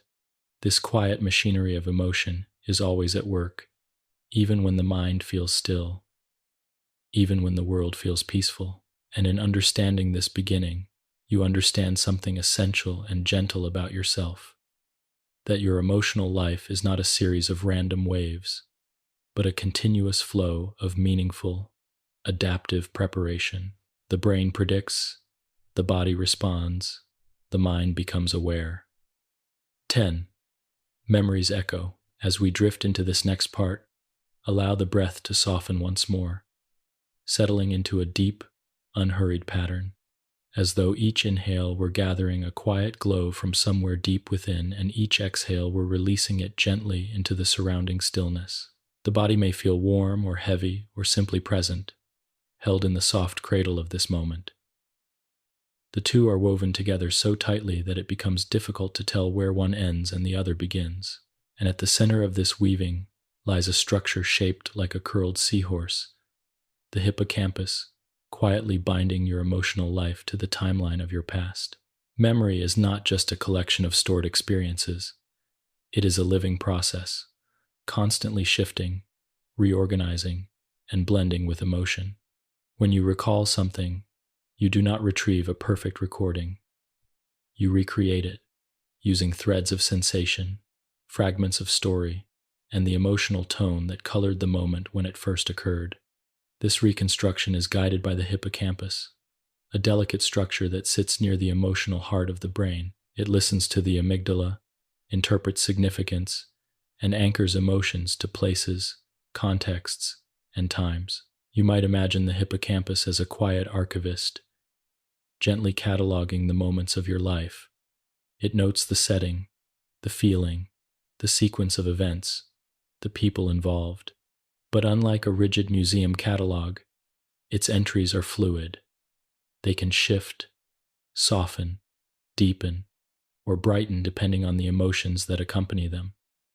This flexibility is essential. It allows memories to adapt, to become more meaningful, to lose their edge, or to take on new significance as your life unfolds. When something emotional happens, whether joyful, frightening, or deeply moving, the amygdala signals the hippocampus, marking the moment as important. This emotional tagging strengthens the memory, making it more vivid and more enduring.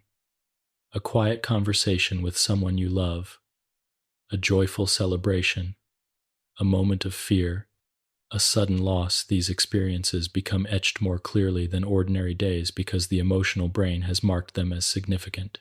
The hippocampus responds by storing them in more elaborate detail, weaving the emotional tone tightly into the memory structure.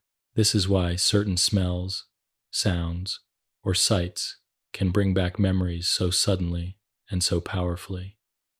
A faint scent drifting through the air might transport you to a childhood kitchen. A single note of music might evoke a long-forgotten evening. These moments feel spontaneous, as though the memory were rising of its own accord. But deep inside the brain, the hippocampus is responding to cues that echo previous patterns, reawakening emotional associations stored long ago. As you rest here in this gentle quiet, the brain continues its subtle dance of memory and emotion. Calm experiences like this, repeated over time, teach the hippocampus that a particular set of sensations, slow, breath, stillness, softness signifies safety. These repeated associations create emotional anchors, allowing the body and mind to access calm more readily in the future.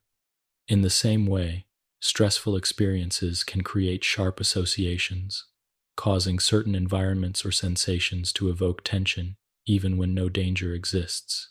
But because memory is flexible, these associations can change. Memory does not live in isolation. Each moment stored in the hippocampus interacts with ongoing predictions from the emotional brain. When you encounter something new, the hippocampus searches for similar past experiences, offering patterns that help interpret the present. This blending of past and present shapes emotional reactions. If a past experience was joyful, the present may feel warm. This is not a flaw, but a feature your brain's way of learning from the world, using the past to guide the present. Even when memories are not consciously recalled, they influence emotional life.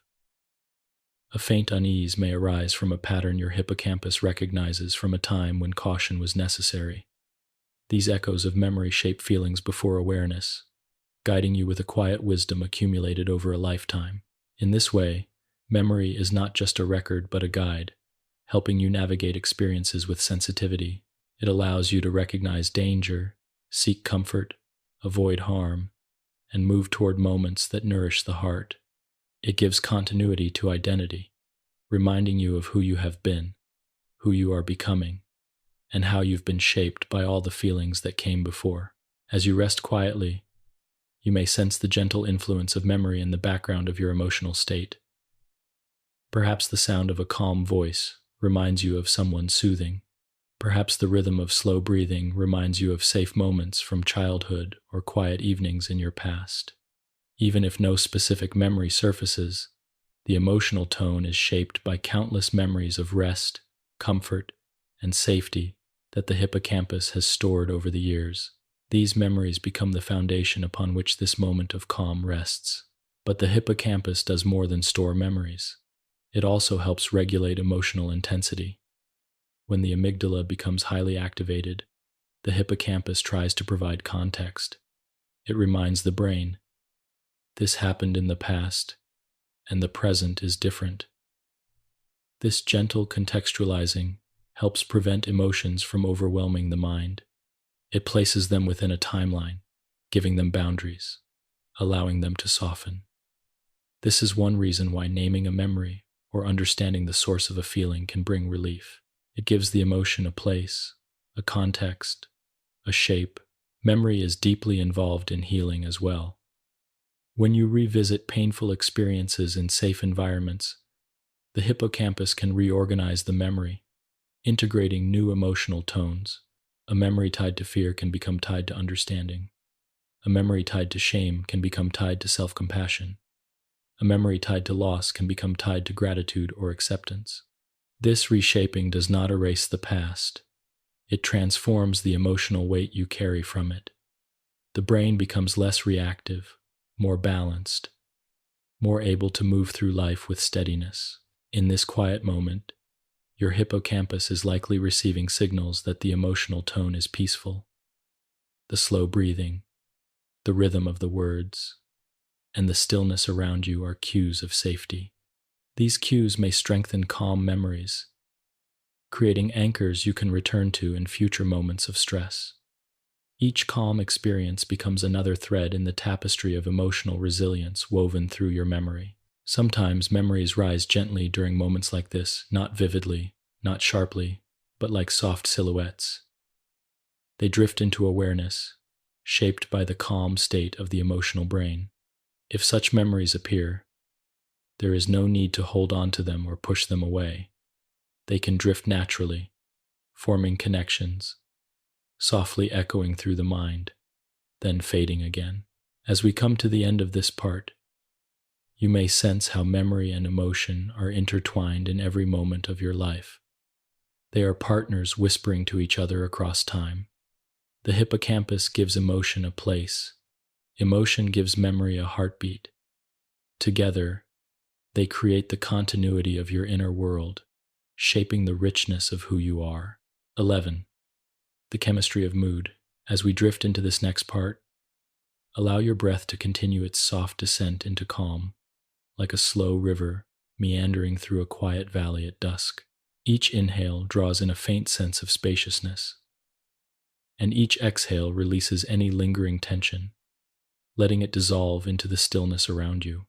In this peaceful, unhurried state, we begin to explore something delicate and ever-present within you, the chemistry of mood. These quiet chemicals, drifting through the brain in gentle currents, help shape the emotional tone of your days, the colors of your thoughts, and the soft background feeling that accompanies you through each moment. While emotion can arise suddenly, like a spark or a wave, mood is more like the weather of the mind, slow to form, slow to fade, shaped by deeper patterns and subtle neurochemical signals that flow through the brain. These chemicals do not create feelings by themselves, but they adjust the brain's sensitivity, guiding how easily joy arises, how deeply sadness settles, how alert or calm you feel, and how the emotional landscape shifts from hour to hour. Among these chemical messengers, a few play especially central roles: dopamine, serotonin, norepinephrine. You might imagine these chemicals as pigments swirling gently in a pool of water, blending and dispersing to create the shifting hues of your inner world. They do not act alone. They work together, balancing one another, responding to signals from the emotional brain, the body, and the environment. Their movements are not chaotic. They follow patterns shaped by experience, genetics, and the stories your brain has lived through. Dopamine is often called the reward chemical, but its true role is more subtle and more intricate. It is the neurotransmitter of motivation, anticipation, and possibility. When dopamine levels rise, the world feels a little brighter, goals feel closer, and effort feels worthwhile. A gentle spark of expectation fills the mind, guiding you toward action. This is not the sharp excitement of sudden emotion, but the quiet pull of curiosity, the warm glow of purpose, the sense that something meaningful might lie just ahead. Dopamine helps create momentum, shaping not only what you desire but how you move toward it. Serotonin, by contrast, is associated with steadiness and emotional balance.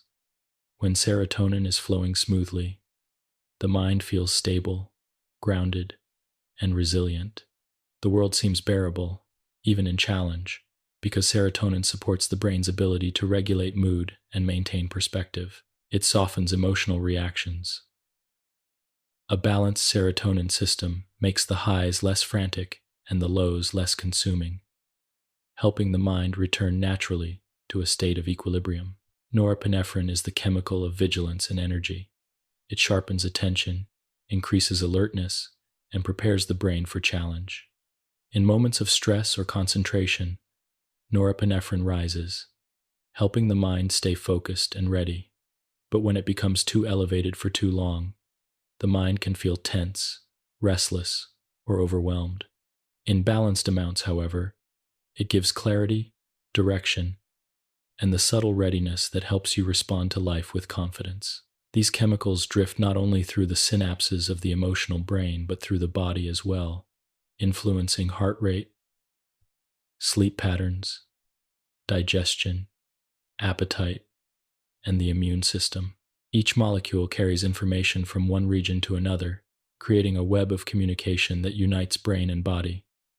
The hypothalamus listens to these chemical signals, adjusting the body's internal rhythms.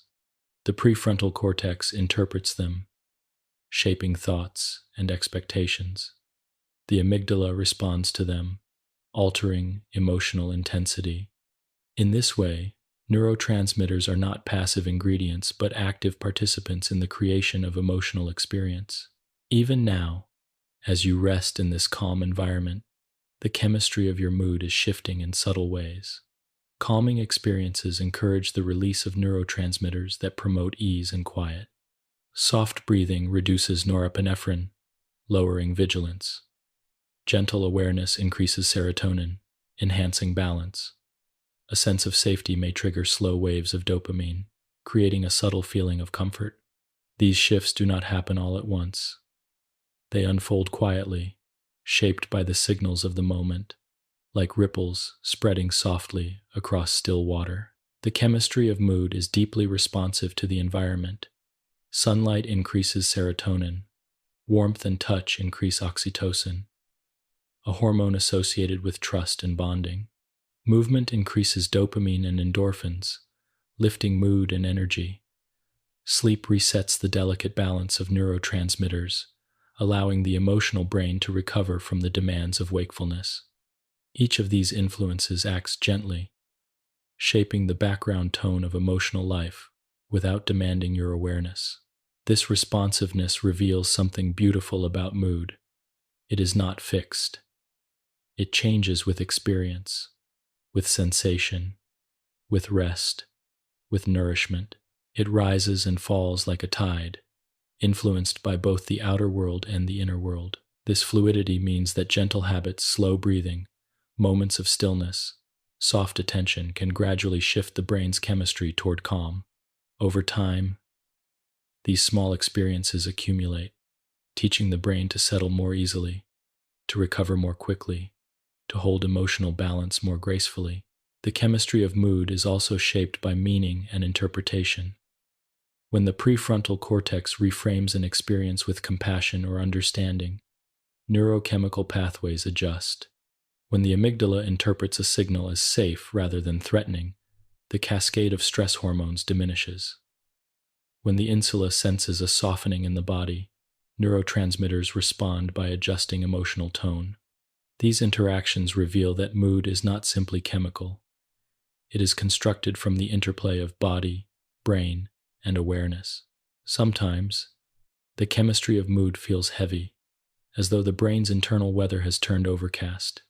This heaviness is not a failure of will. It is the result of biological rhythms shaped by stress, fatigue, or old emotional patterns. In these moments, the emotional brain is doing its best to navigate internal imbalance. Just as calm moments can teach the brain to relax, difficult moments can teach it resilience.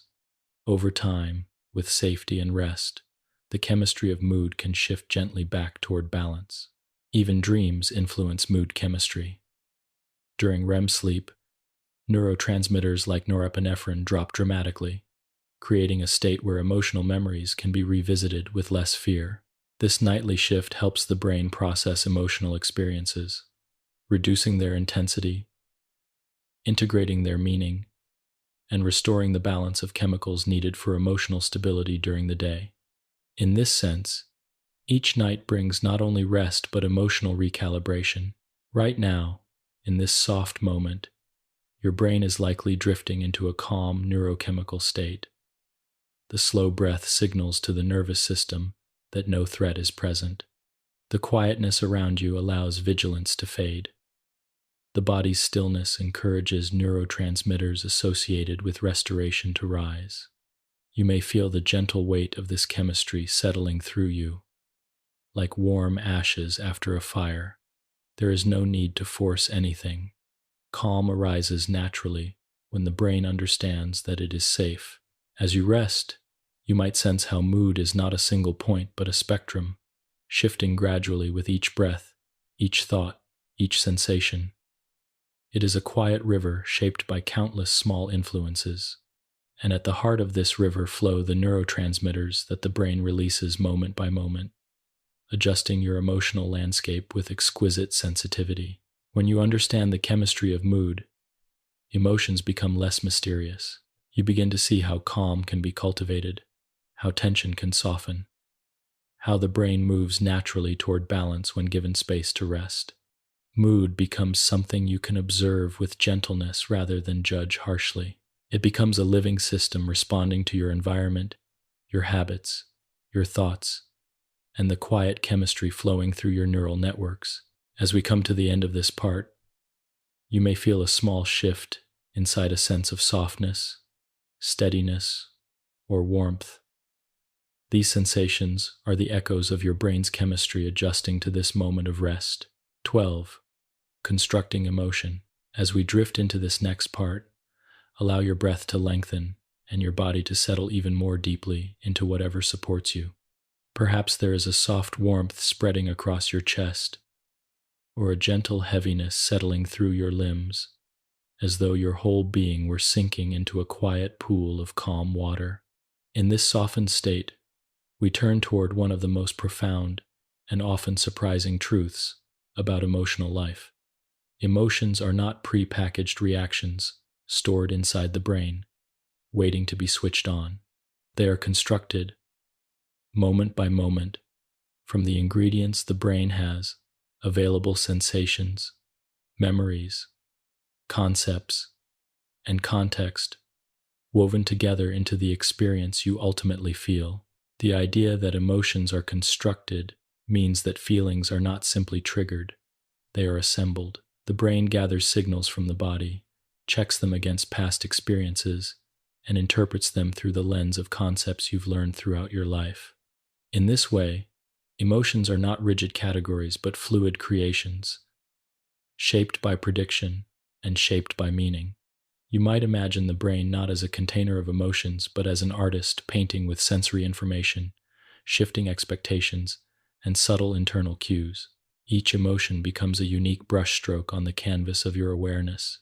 At every moment, countless signals travel into the brain from the heart. These signals have no emotional label by themselves. A racing heart is just a racing heart. A flutter in the stomach is just a flutter. A tightness in the chest is simply tension. But the brain rarely leaves these sensations unnamed. Instead, it interprets them, guided by the emotional concepts you have learned from culture, language, and your own lived history. It matches sensation to meaning, forming an emotional experience that fits the moment as the brain understands it. This matching process happens with astonishing speed, faster than conscious awareness. As soon as the body shifts, the brain predicts what the sensation means based on patterns it has learned. If your heart races in a crowded room, the brain may predict anxiety. If it races during a joyful surprise, the brain may predict excitement. Same sensation, different emotional construction. The body sends the ingredients. The brain chooses the recipe. This predictive construction is why emotions can feel so different from one situation to another, even when the physical sensations overlap. A tightness in the throat might become sadness when paired with a memory, or nervousness when paired with uncertainty, or awe when paired with something beautiful. The brain draws from multiple sources: bodily cues, memories stored in the hippocampus, emotional salience from the amygdala, concepts shaped by culture, and interpretations from the prefrontal cortex. From these pieces, it constructs the narrative of what you are feeling.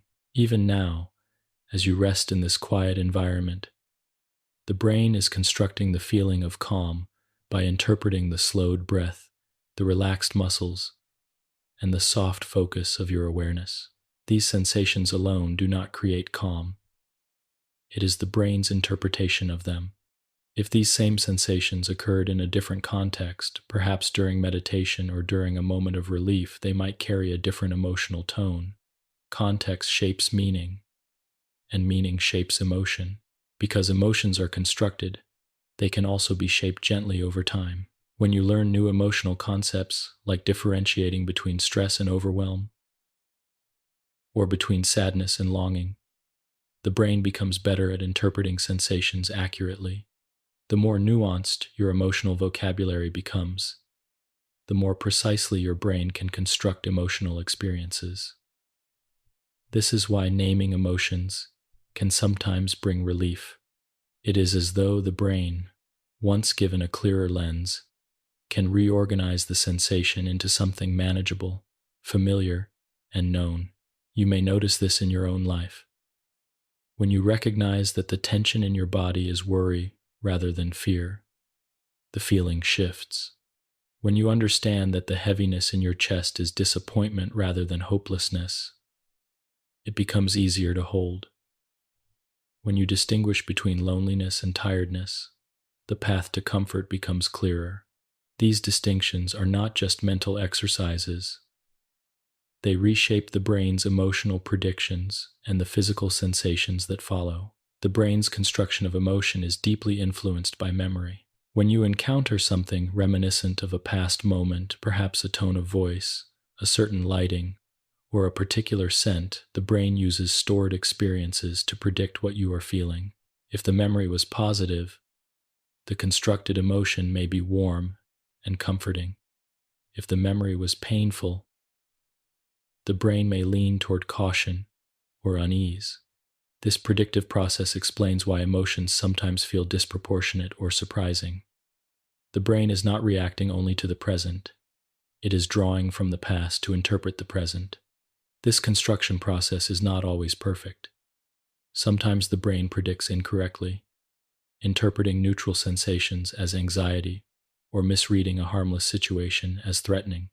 These prediction errors are part of being human, but because emotions are constructed, they can be gently recalibrated.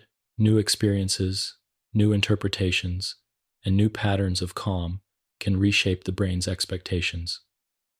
The insula, which listens to the internal body, provides the raw sensory ingredients. The amygdala contributes information about emotional relevance. The hippocampus offers context from memory. The prefrontal cortex helps interpret and reframe the signals. Together, these regions collaborate to construct the final emotional experience, like musicians in an orchestra, layering their notes into a single evolving symphony. This collaborative construction explains why emotional awareness is so deeply embodied. When you tune into your breath, your muscles, and the subtle sensations of your inner world, you are giving the brain clearer data from which to build emotional experiences. This is why grounding practices, deep breathing, gentle movement, quiet observation, can shift emotion. By changing the sensory ingredients, you change the emotional construction. Even cultural concepts shape emotional construction. The words you have for feelings influence how the brain interprets sensations. If a culture has multiple words for a kind of sadness or joy, people within that culture can experience these emotions with greater nuance. If a culture lacks certain emotional concepts, people may find it harder to identify or differentiate certain feelings. The brain constructs emotion based in part on the concepts available to it, which means emotional life is shaped as much by society and language as by biology. In this moment, as your breath remains slow and your awareness soft, your brain is likely constructing an emotion associated with peacefulness. It interprets the stillness as safety, the warmth as comfort, the quietness as rest. These interpretations, are the building blocks of the calm you feel. The emotion is not something that simply appears. It is created from the signals you are giving your brain right now, signals of quiet, of slowness, of safety. This understanding of emotion as construction invites a gentle compassion toward yourself. When emotions feel overwhelming, it is not that you are failing. It is that your brain is using the ingredients available to it, memories, sensations, stories, to make sense of the moment. With new experiences of safety, love, and calm, the brain slowly learns new ways of constructing emotion. It becomes more flexible, more nuanced, more capable of shaping feelings that fit the present rather than the past. As you rest here, you might sense the subtle interplay of these elements within your own body. The breath, the warmth, the softness, they are all ingredients. The brain weaves them together, forming the quiet, emotional landscape you feel now. This landscape is not fixed. It changes gently with each breath, each moment of awareness, each subtle shift in the story your brain tells about what you are experiencing. When you understand that emotion is built rather than simply triggered, you begin to see how much possibility resides within your emotional life. You can guide it, shape it, soften it, not through force but through awareness and gentle shifts in attention and interpretation. 13. Shared emotion. As we drift into this next part, allow your breath to float in and out with a soft, unhurried rhythm, as though it were moving through a field of quiet light. You may feel the subtle warmth of your own body, the gentle weight of your limbs, or the faint glow of stillness spreading through your chest. In this softened space, we explore one of the most beautiful and intricate elements of emotional life: the way emotions move between people, not as thoughts exchanged in conversation, but as subtle signals passed from one nervous system to another, forming a shared emotional field that is as ancient as humanity itself. Humans are not isolated beings. The emotional brain is built for connection, tuned to sense the inner states of others with remarkable precision. Long before language existed, early humans relied on these shared emotional signals to survive. A sudden fear in one member of a group would ripple through the others, preparing everyone to respond. A sense of calm after danger would spread similarly, allowing the group to rest. These shared emotional cues formed a silent communication system, far older than spoken words and far faster than conscious reasoning. This ability to resonate with others is woven deeply into the brain. When you see someone smile, tiny muscles in your own face may activate without your awareness. When someone near you feels tense, your shoulders may tighten slightly. This process is often called emotional contagion, but it is not simply a passive absorption of feelings. It is an active, moment-by-moment attunement, your brain reading subtle cues from another person's body, voice, and expression, and adjusting your own internal state in response. A central player in this resonance is the mirror system, a network of neurons that activate not only when you perform an action but also when you observe someone else performing it. When you see someone smile, the mirror system activates regions of your own brain associated with smiling. When you see someone in pain, the system activates regions associated with your own experience of pain. This mirroring is not exact, and it does not mean you fully feel what they feel, but it creates an internal echo, a quiet reflection of their emotional state within your own. This echo forms the foundation of empathy. Empathy is not just understanding another person's feelings intellectually. It is sensing a faint version of those feelings inside yourself. The insula contributes by translating observed cues into bodily sensations. The amygdala responds to emotional expressions, helping you recognize fear, joy, anger, or sadness in others almost instantly. The prefrontal cortex interprets these signals, helping you understand the meaning behind them, and the hippocampus provides memories of similar experiences. In this way, the brain does not merely observe emotion, it recreates it. Even now, as you listen to this gentle narrative, your emotional brain is responding not just to the words, but to the tone, rhythm, and softness of the moment. These qualities activate systems associated with safety and calm, allowing your body to relax. This same sensitivity to tone and presence is what allows people to soothe one another. A gentle voice, a steady breath, or a soft expression can create emotional shifts within another person's nervous system. Calm is shared just as readily as tension. This shared emotional landscape extends beyond individuals. When groups gather, families, friends, communities, emotions can ripple through the collective, shaping the atmosphere. A single person's laughter can brighten a room. This collective emotional field is not mystical. It is the result of countless small cues exchanged moment by moment, creating a web of resonance that links nervous systems together. Because emotions are constructed by the brain, the meaning of shared emotional signals depends on interpretation. When you see someone's shoulders slump, your brain predicts sadness. When you hear a sharp edge in someone's tone, your brain predicts irritation or tension. These predictions allow you to respond with empathy, support, or understanding, but they also mean that emotions can be misinterpreted. The brain fills in gaps based on past experiences, sometimes projecting old patterns onto new interactions.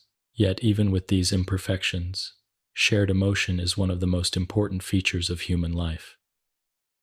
It allows two nervous systems to move together, adjusting and resonating, even without conscious effort. This is why sitting beside someone who is calm can help you settle, why being with someone who listens can bring relief, why feeling seen by someone feels like exhaling after holding your breath. The emotional brain is exquisitely sensitive to faces. The amygdala, insula, and regions of the visual cortex work together to decode micro-expressions, tiny shifts that often last less than a second. These subtle expressions reveal emotional truth in ways words cannot. The brain recognizes these patterns instantly, even if you cannot consciously describe what you have seen. A flicker of worry, a faint smile, a tightening around the eyes, these cues carry emotional information directly into your own nervous system. Shared emotion also plays a central role in bonding. Oxytocin, a hormone associated with trust and connection, is released during moments of closeness. Eye contact, gentle touch, shared laughter. This chemical softens defensive systems in the brain, decreases fear responses, and strengthens social memory. Over time, repeated experiences of emotional resonance create deep bonds, woven from countless small moments of attunement. These bonds influence your emotional life long after they form. Relationships create emotional templates, shaping how the brain interprets social cues. If early experiences were warm and consistent, the brain learns to predict safety and closeness. If they were uncertain or painful, the brain may become vigilant or cautious. But these patterns can change. New relationships, new experiences of trust, and new moments of shared calm can rewrite the emotional templates held within the nervous system. Even solitude is shaped by social emotion. Memories of connection can comfort the mind in quiet moments. The brain recalls the feeling of being understood, the tone of a reassuring voice, the warmth of a shared moment. These echoes soften loneliness, creating a sense of inner companionship that lingers even when no one else is present. In this moment, you may sense a gentle shift inside, perhaps a feeling of being accompanied, even in silence.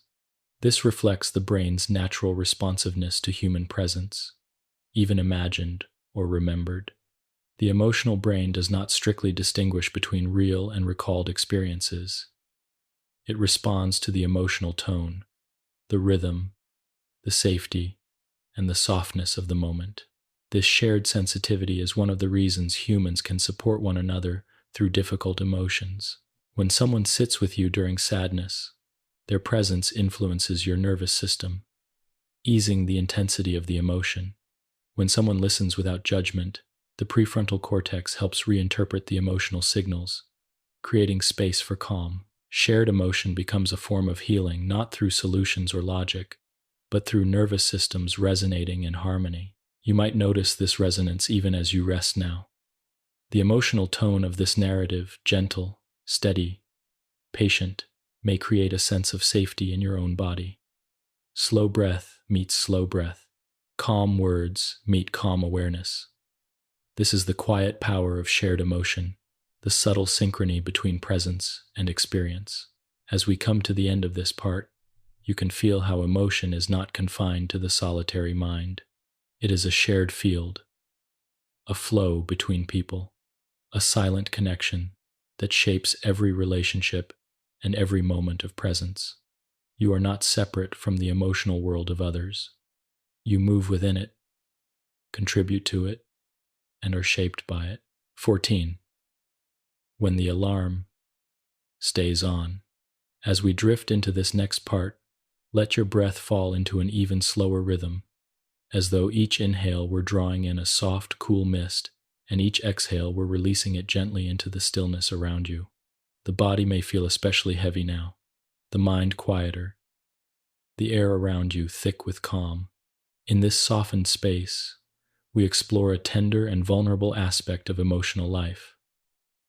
What happens when the brain's protective systems designed to keep you safe become overactive? When stress, fear, and anxiety continue long after danger has passed, the alarm of the emotional brain remains switched on, and the inner world shifts into a state of constant vigilance. The systems that generate fear and stress are ancient. They evolved in a world where threats were immediate shadows in forests, sudden noises in the dark.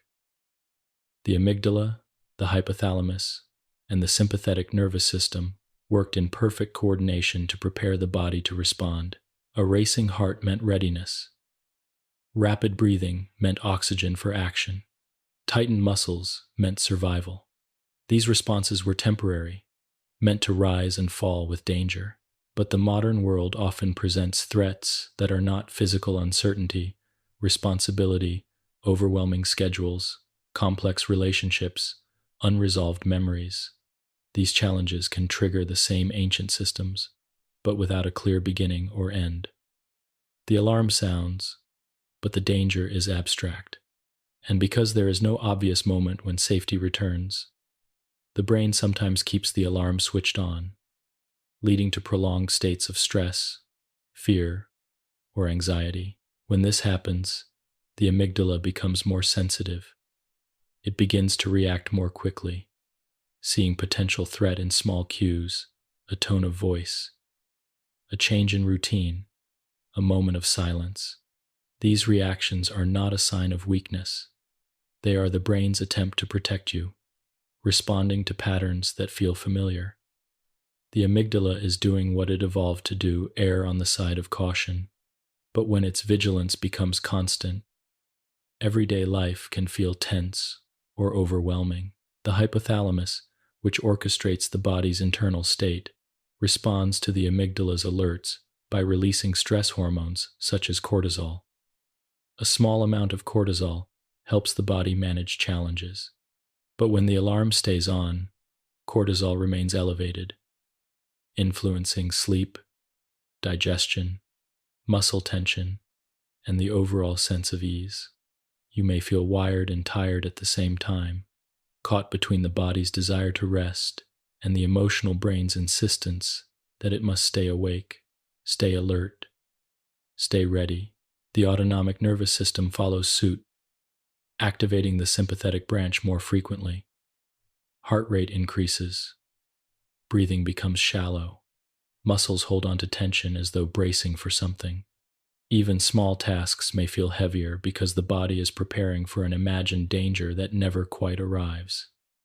This state is exhausting, yet it is also deeply human. It reflects a nervous system that has learned, often through past experiences, that the world can be unpredictable. Stress and anxiety can also reshape the insula's sensitivity, because the insula monitors internal sensations. Heightened activation can make the body's signals feel louder. A slight increase in heart rate may feel like a rush of panic. A flutter in the stomach may feel like a warning. This heightened awareness is not imagined. It is the brain amplifying the intensity of bodily cues in an attempt to keep you safe. But the brain's protective efforts can sometimes create more alarm than comfort, turning normal sensations into sources of fear. The prefrontal cortex, which normally helps regulate emotional reactions, can become less active when stress is prolonged. High levels of stress hormones weaken its ability to think clearly, remain flexible, or reinterpret sensations with calm perspective. This can make emotions feel sharper, thoughts feel more crowded, and small challenges feel larger than they are. Again, this is not a failure. It is simply the brain shifting resources to respond quickly. Under perceived threat, reflex takes priority over reflection. But even when the alarm stays on, the emotional brain can still learn to soften. Neuroplasticity, the brain's ability to reshape its patterns, remains present throughout life. Calm experiences, repeated gently, help recalibrate these systems. Each slow breath teaches the amygdala that danger is not present. Each moment of safety signals to the hypothalamus that stress hormones can decrease.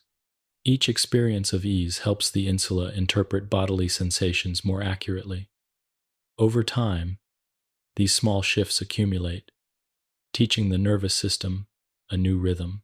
You may have already felt hints of this shift during our journey. The slow breathing you've allowed, the stillness surrounding you, the soft pace of this narrative all send quiet cues to the emotional brain. These cues travel through the vagus nerve, signaling to the body that it is safe to rest. The sympathetic system slowly retreats, and the parasympathetic system rises, encouraging calmness, lowering heart rate, deepening breath. This transition is not forced. It unfolds naturally, guided by the brain's built-in capacity to recognize safety. Stress, fear, and anxiety often arise not from clear danger but from uncertainty. The brain dislikes not knowing. It fills gaps with predictions, many of them cautious. But with time, uncertainty can be softened too. When the brain encounters repeated moments of calm, it learns that not knowing does not always mean threat. It adjusts its predictions, reducing the intensity of emotional responses. This learning is quiet, gradual, and deeply powerful. Even memories tied to fear or stress can be reshaped. When the brain revisits those memories in states of safety, perhaps during calm reflection, gentle breathing, or supportive connection, the hippocampus can reorganize the memory, removing some of the emotional weight. This does not erase the memory. It makes it easier for the brain to understand that the danger belongs to the past, not the present. The amygdala learns to reduce its alarms. The prefrontal cortex learns to add new interpretation. Stress and anxiety also remind us of something essential. The emotional brain cares deeply about your survival. Its alarms, even when overactive, are signals of care, not signals of failure. They reflect a nervous system that has been shaped by experience, doing its best with the information it has learned. When you feel anxious, your brain is not fighting you. It is trying in its own ancient way to protect you. In this moment, as you rest in calm stillness, you may sense how different this state feels from anxiety. The breath is unhurried. The body is soft. The mind is open rather than vigilant. This contrast helps the brain learn. It shows the nervous system what safety feels like. Calm becomes a new emotional memory, one the brain can return to. As we come to the end of this part, notice if there is a quiet shift inside, a loosening, a softening, a feeling of spaciousness. These sensations, however faint, are signs that the emotional brain is listening, adjusting, learning. No alarm is permanent. No emotional pattern is fixed. The nervous system can change, gently and steadily, with moments like this. 15. The return to calm. As we drift gently into this next part, let the breath soften even more, as though each inhale were collecting a small pool of stillness, and each exhale were letting that stillness spill softly through your body. The space around you may feel quieter now. the air denser with rest, the mind drifting like a slow cloud across a pale, open sky. In this softened, unhurried state, we explore the opposite of the alarm, the return to calm. This gentle shift is guided by the parasympathetic nervous system, a network that brings the body home after tension, guiding you toward rest, repair, and safety. Calm is not simply the absence of stress. It is an active, living state, woven through the body by signals that tell the heart to soften, the breath to deepen, and the muscles to release. These signals are shaped by the vagus nerve, a long, wandering pathway that connects the brain to the heart, lungs, digestive system, and countless other organs. When the vagus nerve carries messages of safety, the body shifts into a mode known as rest and digest. In this state, the emotional brain feels no need to guard, no urgency to react. It settles, like a lake becoming still after wind. You may feel the first traces of this state already, the heaviness in your limbs, the warmth in your chest, the ease of your breath. These sensations are not coincidental. They are signs that the parasympathetic system has begun to rise gently in response to the slow rhythm around you.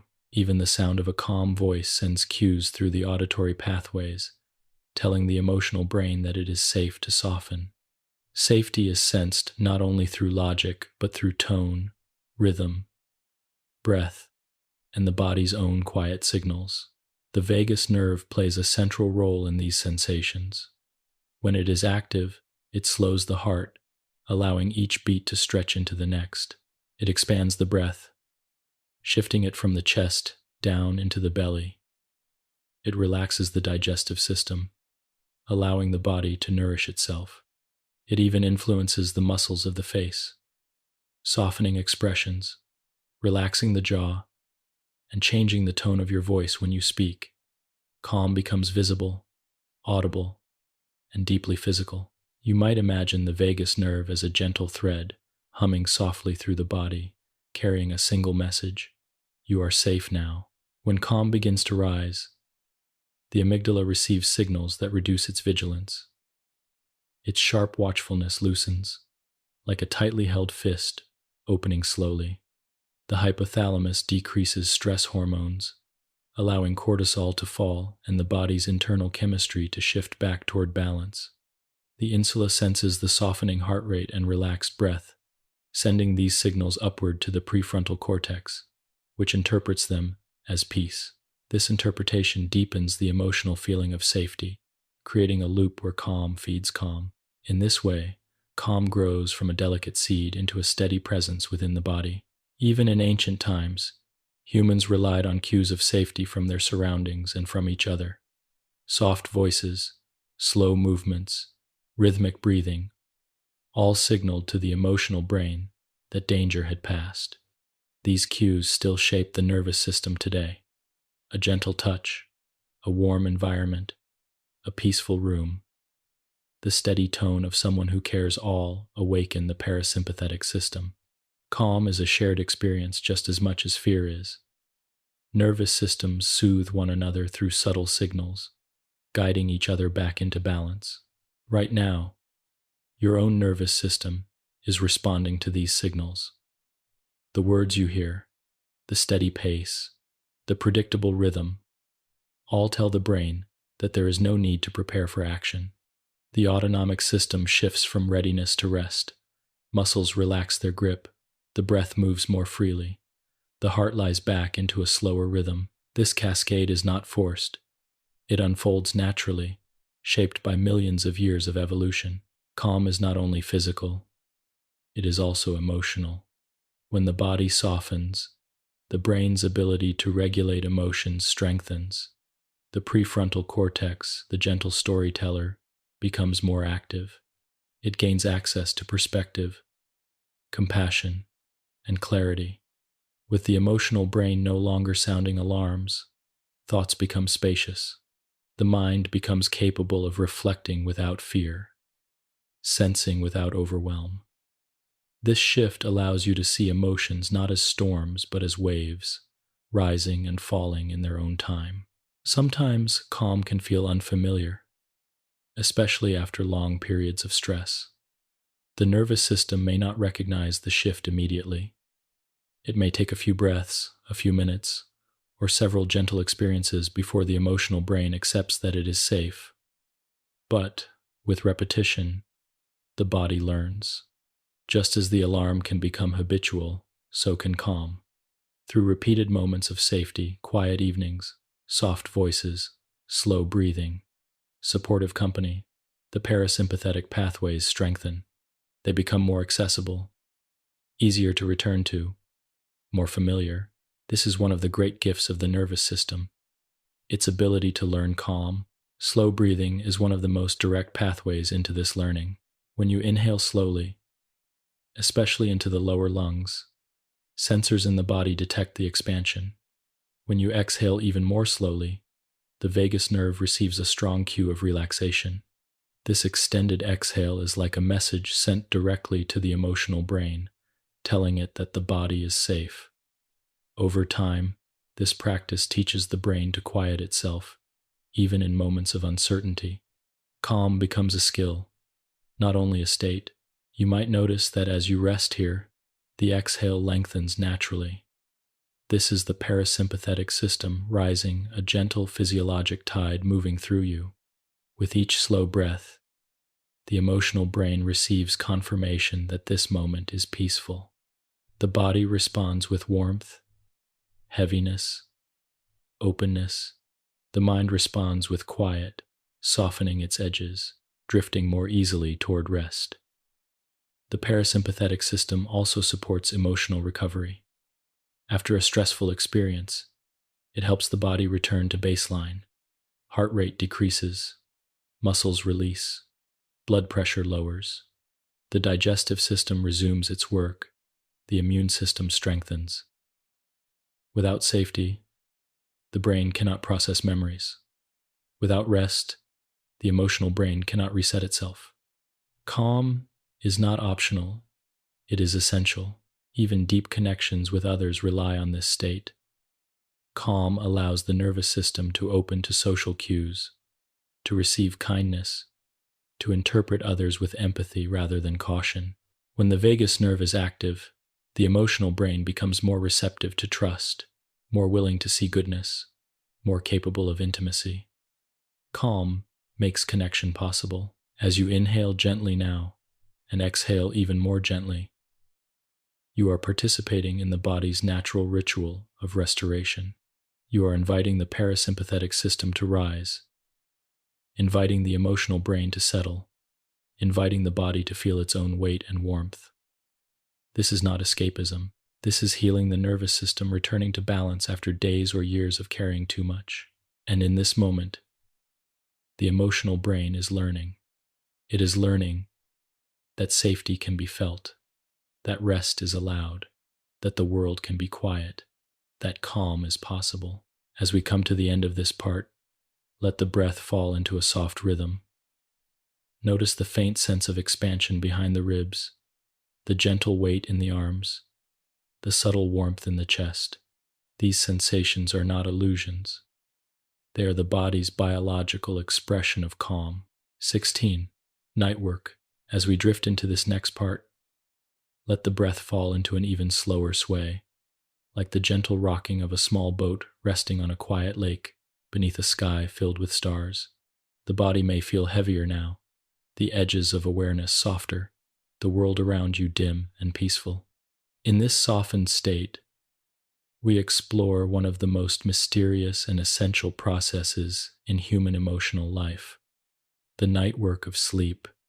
Long after your conscious mind releases the day, the sleeping brain continues its quiet labor sorting memories, soothing emotional circuits, reducing amygdala reactivity, and preparing you for tomorrow's feelings with a kind of silent wisdom. Sleep is not an escape from emotional life. It is one of its greatest healers. Every night, the brain enters cycles of activity that help restore balance to the emotional system. These cycles unfold in waves, from the deep, slow rhythms of non-REM sleep to the vivid dreamscapes of REM sleep. Together, they form a nightly ritual of recalibration, helping the emotional brain soften the sharp edges of the day and rewrite its predictions with fresh clarity. In the early stages of sleep, as the body drifts into stillness, neural activity slows. The breath becomes quiet and rhythmic. Muscles grow heavy. The outer world recedes. This state invites the emotional brain to begin its work. The prefrontal cortex, which interprets and regulates emotions during waking life, becomes less active. The amygdala, which reacts to emotional cues, remains responsive but is bathed in a new chemical environment, one with lower levels of norepinephrine, the neurotransmitter associated with alertness and fear. This reduction allows emotional memories to surface without triggering the usual alarms. Deep, non-REM sleep strengthens memories that are useful and softens those that are emotionally charged. The hippocampus replays events from the day, almost like a quiet rehearsal, while the cortex gradually absorbs and integrates them. This process helps you remember what you need to know while allowing experiences that are emotionally intense to lose some of their sting. The brain does not erase the memory. It removes the urgency. It is as though sleep gently lifts the emotional weight off certain moments. This emotional unburdening is especially potent during slow-wave sleep, the deepest stage of non-REM. In this state, brainwaves move in long, synchronized pulses, like tides rising and falling, with deliberate rhythm. These slow waves help strengthen the connections between different regions of the brain, allowing memory, understanding, and emotional interpretation to weave together more smoothly. The amygdala becomes less reactive, and the prefrontal cortex regains some of its equilibrium after a long day of managing emotional demands. Then comes REM sleep, the stage when dreams unfold in vivid colors and strange narratives. During REM, the brain is active, almost awake, but the body remains still. The amygdala becomes even more active. But the brain's chemistry, especially the dramatic reduction of norepinephrine, protects you from fear's full intensity. This unique chemical environment allows you to revisit emotionally charged experiences safely, without triggering the physical reactions that might accompany them during waking life. In this dream-filled state, the brain replays emotional memories in a softened, symbolic form. It experiments with interpretations, merges experiences, shifts perspectives, and creates new associations. Dreams may seem strange or disjointed, but beneath the imagery lies an emotional logic. The brain is reorganizing, sorting, integrating. It is processing grief without overwhelming you, rehearsing fears without panic, strengthening positive memories, and clearing space for new experiences. This nightly process is crucial for emotional regulation. People who sleep well tend to wake with better emotional clarity, greater resilience, and more flexible responses to challenges. The prefrontal cortex becomes more capable of guiding emotional responses, while the amygdala becomes less reactive to sudden cues. Sleep resets the emotional threshold, ensuring that tomorrow's small stresses do not inherit the weight of yesterday's unresolved tensions. When sleep is disrupted, this emotional resetting cannot occur as effectively. Without sufficient REM cycles, the amygdala remains more reactive. The prefrontal cortex has less capacity to regulate emotional responses. Small challenges can feel larger. Uncertainty can feel sharper. Fatigue amplifies emotional sensitivity. This is not because the emotional brain is failing, but because it has not completed its nightly work. This connection between sleep and emotion is one of the reasons that gentle nighttime rituals, slow breathing, soft lighting, quiet voices are so powerful. They signal to the emotional brain that it can begin to settle. The parasympathetic nervous system rises, muscles soften. The vagus nerve carries messages of safety. The amygdala reduces its vigilance. These shifts create a smoother path into the first stages of sleep, where emotional recalibration begins. Even now, as you rest in this calm space, Your brain is preparing for this night work. The slow rhythm of your breath is a cue. The heaviness of your limbs is a cue. The quietness surrounding you is a cue. These gentle signs tell the emotional brain that it can begin to let go, preparing you for the restorative cycles to come. You may even feel the faint sense of drifting, a prelude to the soft blurring that leads into sleep's first threshold. Some memories may rise lightly when you rest in this state. Others may fade into the distance. The emotional brain is already sorting, gently deciding what needs to be held close and what can be set down. This sorting is not deliberate. It is instinctive. Sleep will continue the process, unraveling the knots in emotional experiences and weaving them into something easier to understand and carry. Sleep also plays a role in reshaping predictions. Emotional responses during waking life are guided by the brain's expectations, its learned patterns of what is safe, what is dangerous, what is comforting, what is uncertain. When sleep recalibrates the emotional system, these predictions become more accurate, less distorted by stress or fatigue. The world feels different after good sleep because the brain is perceiving it through a clearer, more balanced lens. In this way, sleep is not simply rest, it is emotional refinement. It is the brain cleaning the lens through which you see tomorrow. It is the quiet resetting of thresholds, the polishing of memories, the softening of fear. It is the brain whispering, "Let me help you carry what you've gathered." As we rest here, at the edge of sleep, or drifting gently toward it, you may sense the emotional brain loosening its grip. The amygdala grows quieter. The prefrontal cortex relaxes. The insula softens its signals. The hippocampus begins its nightly sorting. The emotional weight of the day settles into stillness, preparing to be transformed. When you wake tomorrow, you will carry the imprint of this night work. Your emotional brain will feel lighter, clearer, more open. Sleep will have softened what needed softening, strengthened what needed strengthening, and woven your inner world into a more harmonious whole. 17. Emotional plasticity. As we drift into this next part, allow your breath to slow just a little more, as though each inhale were a soft wave rising quietly along the shore, and each exhale were that same wave returning gently to the sea. The body may feel warm, heavy, and unhurried, and the mind may feel spacious, drifting loosely between awareness and rest. In this softened and receptive state, we turn toward one of the most hopeful truths about the emotional brain, its capacity for change. Emotional plasticity, the brain's ability to reorganize its responses, reshape its predictions, and learn new patterns of feeling, is one of the deepest sources of resilience within human life. The emotional circuitry within the brain is not fixed. It is not set in stone by childhood, nor permanently shaped by past challenges. Rather, it is a living network, constantly adjusting itself in response to new experiences. Neurons strengthen connections they use often. They weaken connections they no longer need. Entire emotional pathways can gradually shift as the brain learns, relearns, and reinterprets the meaning of sensations and memories. This ability to grow and reorganize continues throughout life, from early childhood to the final years. Emotional patterns, however old or deeply held, can soften, open, and transform through repeated experiences of safety, insight, connection, and rest.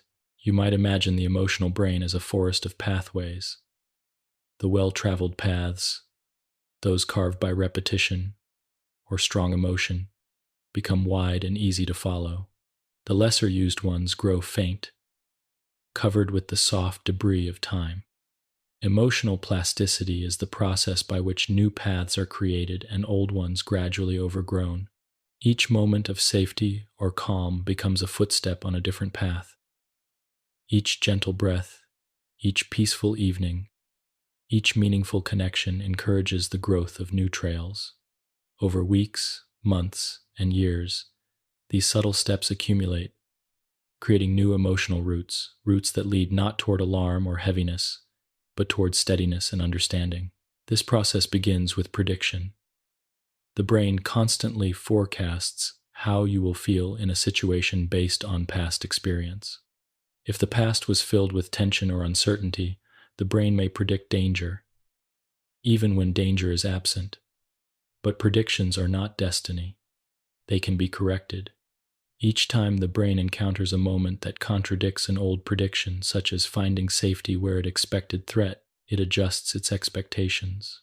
This is emotional plasticity in action, the quiet revision of the brain's model of the world. The amygdala plays a central role in this process. When repeated safe experiences follow cues that once triggered alarm, the amygdala gradually reduces its response. A voice that once felt sharp becomes familiar. A situation that once felt overwhelming becomes manageable. The amygdala learns new associations, storing new emotional memories.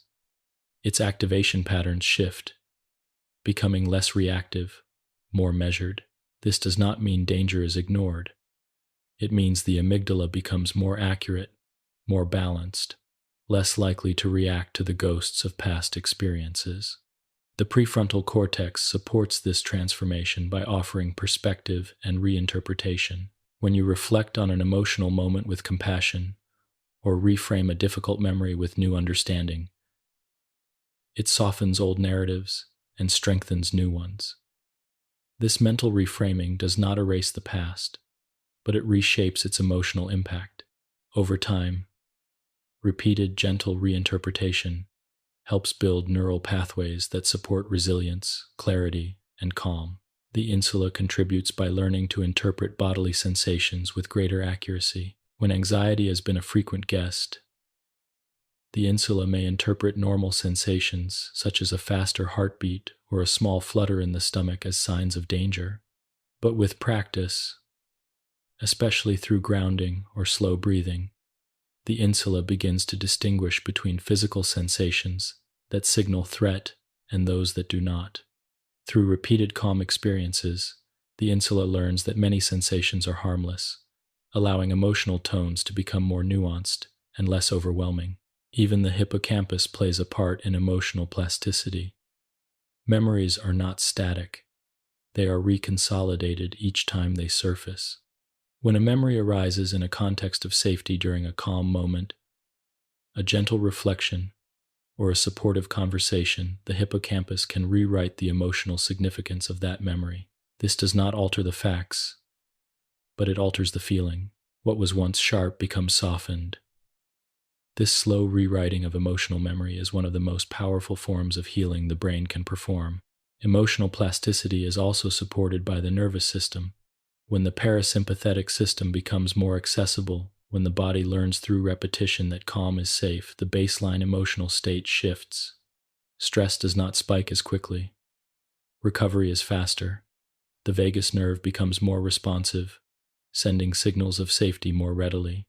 Over time, this increased vagal tone helps regulate the emotional brain, acting as a buffer against intense feelings and creating a more stable physiological foundation for emotional life. You may sense hints of emotional plasticity in your own experience. Perhaps moments of calm feel more accessible now than they once did. Perhaps the body softens more quickly when given the chance. Perhaps the breath deepens earlier in the quiet. These shifts might feel subtle, almost imperceptible, but they are signs that the emotional brain is learning. Each calm moment leaves a small imprint, strengthening pathways associated with ease. The brain remembers. The nervous system remembers. And with repetition, these memories become new patterns. Even imagination can shape emotional plasticity. When you picture a calming scene, when you recall a moment of safety, when you envision a future filled with ease, the brain activates similar pathways to those it uses during real experiences. This means that inner imagery, gentle thoughts, soothing memories, quiet visualizations can help reshape emotional circuits. The emotional brain does not fully distinguish between imagined and real calm. Both contribute to learning. Relationships also play a profound role. When someone listens calmly, when someone offers warmth or presence, your nervous system absorbs that experience. These relational moments become new emotional templates. They teach the brain that connection can be safe, that vulnerability can be met with kindness, that the world holds pockets of gentleness. These lessons help reshape the predictions the brain makes about social encounters, replacing old patterns of fear or detachment with new ones rooted in trust. Emotional plasticity is not about forcing yourself into positivity or ignoring difficult feelings. It is about allowing the emotional brain to learn more accurate, more balanced interpretations of the world.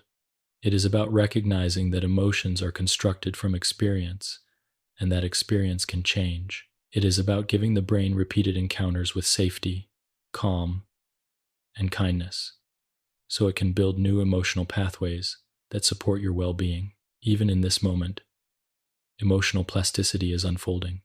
The quietness around you, the slow rhythm of your breath, the gentle tone of these words all offer evidence to the emotional brain that calm is possible. These cues become part of your internal landscape. They form small seeds of safety that the brain can return to later during moments of stress or uncertainty. Each seed strengthens the pathways that support ease, creating a gentle shift that builds over time. As we come to the end of this part, notice if you can sense a faint openness inside, a softening of the breath, a relaxing of the shoulders, a quiet widening of the mind. These sensations may be subtle, but they are signs of change, signs of learning, signs of the emotional brain reshaping itself in response to calm. 18. Emotional intelligence. As we drift gently into this next part, as though each inhale were gathering a soft glow of awareness, and each exhale were releasing it gently through your body, you may feel the quiet heaviness of rest settling through your limbs, or the tender warmth of calm rising behind your ribs. The mind may feel spacious and open, drifting like a low cloud through a pale evening sky. In this softened state, we explore emotional intelligence, the gentle art of sensing, understanding, and guiding the inner weather of emotion with awareness, curiosity, and compassion. Emotional intelligence is not about control. It is not about suppressing feelings or forcing calm. Instead, it is about listening. It is about noticing the subtle shift of breath when something worries you, or the tightness that forms in the stomach when uncertainty arises. It is about hearing the quiet message behind a feeling, recognizing what it is trying to protect, what it longs for, what it fears.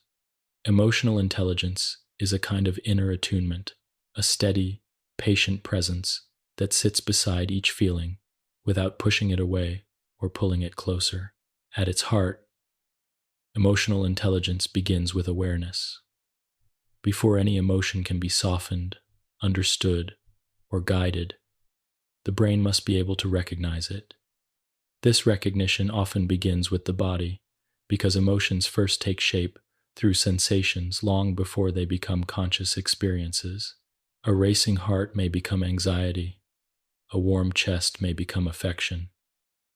These sensations arise in the insula, that quiet sensory chamber deep in the brain, and emotional intelligence begins by listening to the insula's quiet whispers. You might imagine emotional awareness as holding a lantern up to your inner landscape. When the lantern is gentle, when the awareness is soft, emotions often reveal themselves more clearly. They show their true shape, sometimes sharp, sometimes fragile, sometimes tangled, sometimes soft. This gentle noticing creates room for understanding. Understanding is the second part of emotional intelligence. It involves exploring not just what you feel, but why. This exploration is guided by the prefrontal cortex, which helps interpret emotional signals, offering context and meaning.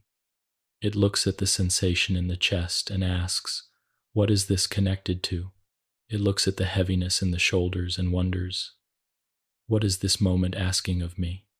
It looks at the nervous flutter in the stomach and considers, what is my mind predicting right now? This kind of understanding is tender. It does not demand answers. It does not seek certainty. It simply opens a quiet space where meaning can gradually be sensed. Over time, this space allows emotions to become less overwhelming. When the prefrontal cortex understands the emotional signals rising from deeper regions, the amygdala often calms. The nervous system shifts toward balance. Awareness becomes a form of comfort, but emotional intelligence also involves compassion, the gentle companionship you offer to your own inner life. Compassion is not indulgence or avoidance. It is simply acknowledging that emotions arise for a reason. Each sensation, each tightening, each warmth or ache is a messenger. The body reacts because it cares about your safety, your needs, your hopes. Even difficult feelings arise from patterns the emotional brain learned long ago, often in times when protection was needed. When compassion enters the emotional landscape, the nervous system softens. The vagus nerve carries signals of safety. Muscles loosen. Breath deepens. The emotional brain senses that it can open rather than contract.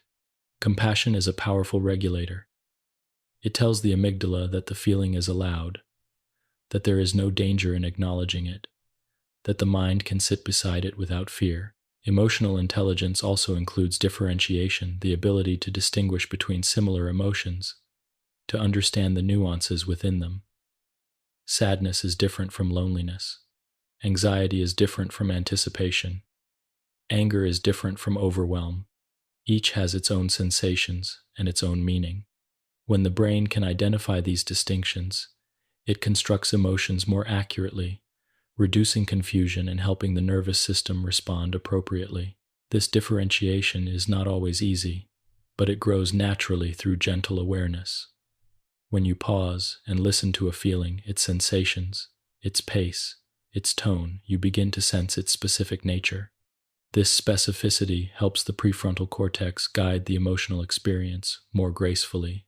A clearly named emotion is often a lighter one. Another part of emotional intelligence is flexibility, the ability to shift emotional responses when needed. This shifting is not about forcing a feeling to change, but about giving the brain permission to reinterpret sensations in a new light. For example, noticing that a racing heart could be excitement rather than fear allows the prefrontal cortex to reframe the experience. Slowing the breath allows the vagus nerve to nudge the body toward calm. This flexibility helps prevent the emotional brain from becoming stuck in patterns that no longer serve you. Flexibility also applies to thinking. When emotions feel strong, the mind can become narrow. It focuses on threat, problem, or uncertainty. Emotional intelligence gently widens the mind, allowing multiple perspectives to coexist. This widening creates space for creative solutions, new interpretations, and softer predictions. It allows the prefrontal cortex to work alongside the emotional brain rather than against it. Emotional intelligence also blossoms in connection. When you can sense and understand your own emotions, you become better at sensing the emotions of others. This shared awareness strengthens interpersonal bonds, deepens empathy, and enriches communication. Human beings resonate with one another, and emotional intelligence helps guide that resonance. It allows you to recognize when someone needs quiet rather than advice, space rather than immediacy.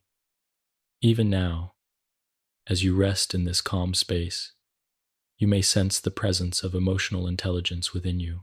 The slow breath, the softening body, the stillness around you all create a gentle environment where emotions can be felt without overwhelm. In this state, awareness becomes easier, understanding becomes clearer, compassion becomes natural. Perhaps a feeling within you is revealing itself softly, faintly, without urgency.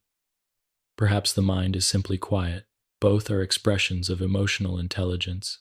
This capacity grows not through striving, but through gentleness, through noticing, through patience, through allowing the body to guide the mind, and the mind to guide the body, through understanding that every emotion, even the difficult ones, is a part of your inner ecology, deserving of attention. As we come to the end of this part, notice if there is a subtle shift within you, a widening in the chest, a softening behind the eyes, a sense of being quietly present with yourself. These sensations are the seeds of emotional intelligence, growing each time you slow down and listen. 19. Emotional resilience. As we drift into this next part, let your breath move in a slow, even ribbon, as though each inhale were a gentle tide washing over smooth sand, and each exhale were the calm retreat of water returning to the open sea. Your body may feel warm and grounded, your thoughts softer around the edges, your awareness spread out like a quiet glow. In this softened and receptive state, we explore emotional resilience, the gentle, steady strength that allows the emotional brain to bend without breaking, to feel without drowning, to recover without rushing. It is not the absence of difficulty, but the presence of an inner flexibility that carries you through the shifting seasons of feeling. Emotional resilience begins with the simple recognition that emotions rise and fall. They swell like waves and then dissolve, even when they seem overwhelming. It is built to recover. Even after moments of fear, sadness, or uncertainty, the emotional circuits gradually return to balance. This returning is not a sign of denial or numbness, it is the natural rhythm of the nervous system finding its place again. Resilience is the quiet trust in this rhythm, the sense that no emotion is permanent, no feeling is final, and the self remains whole even when the waters are stirred. At a biological level, resilience emerges from a delicate coordination of systems. The amygdala, once activated by threat, gradually quiets as the body receives signals of safety. The prefrontal cortex comes back online, offering perspective and calm interpretation. The insula recalibrates its sensitivity to internal sensations, reducing the intensity with which the body's signals are interpreted.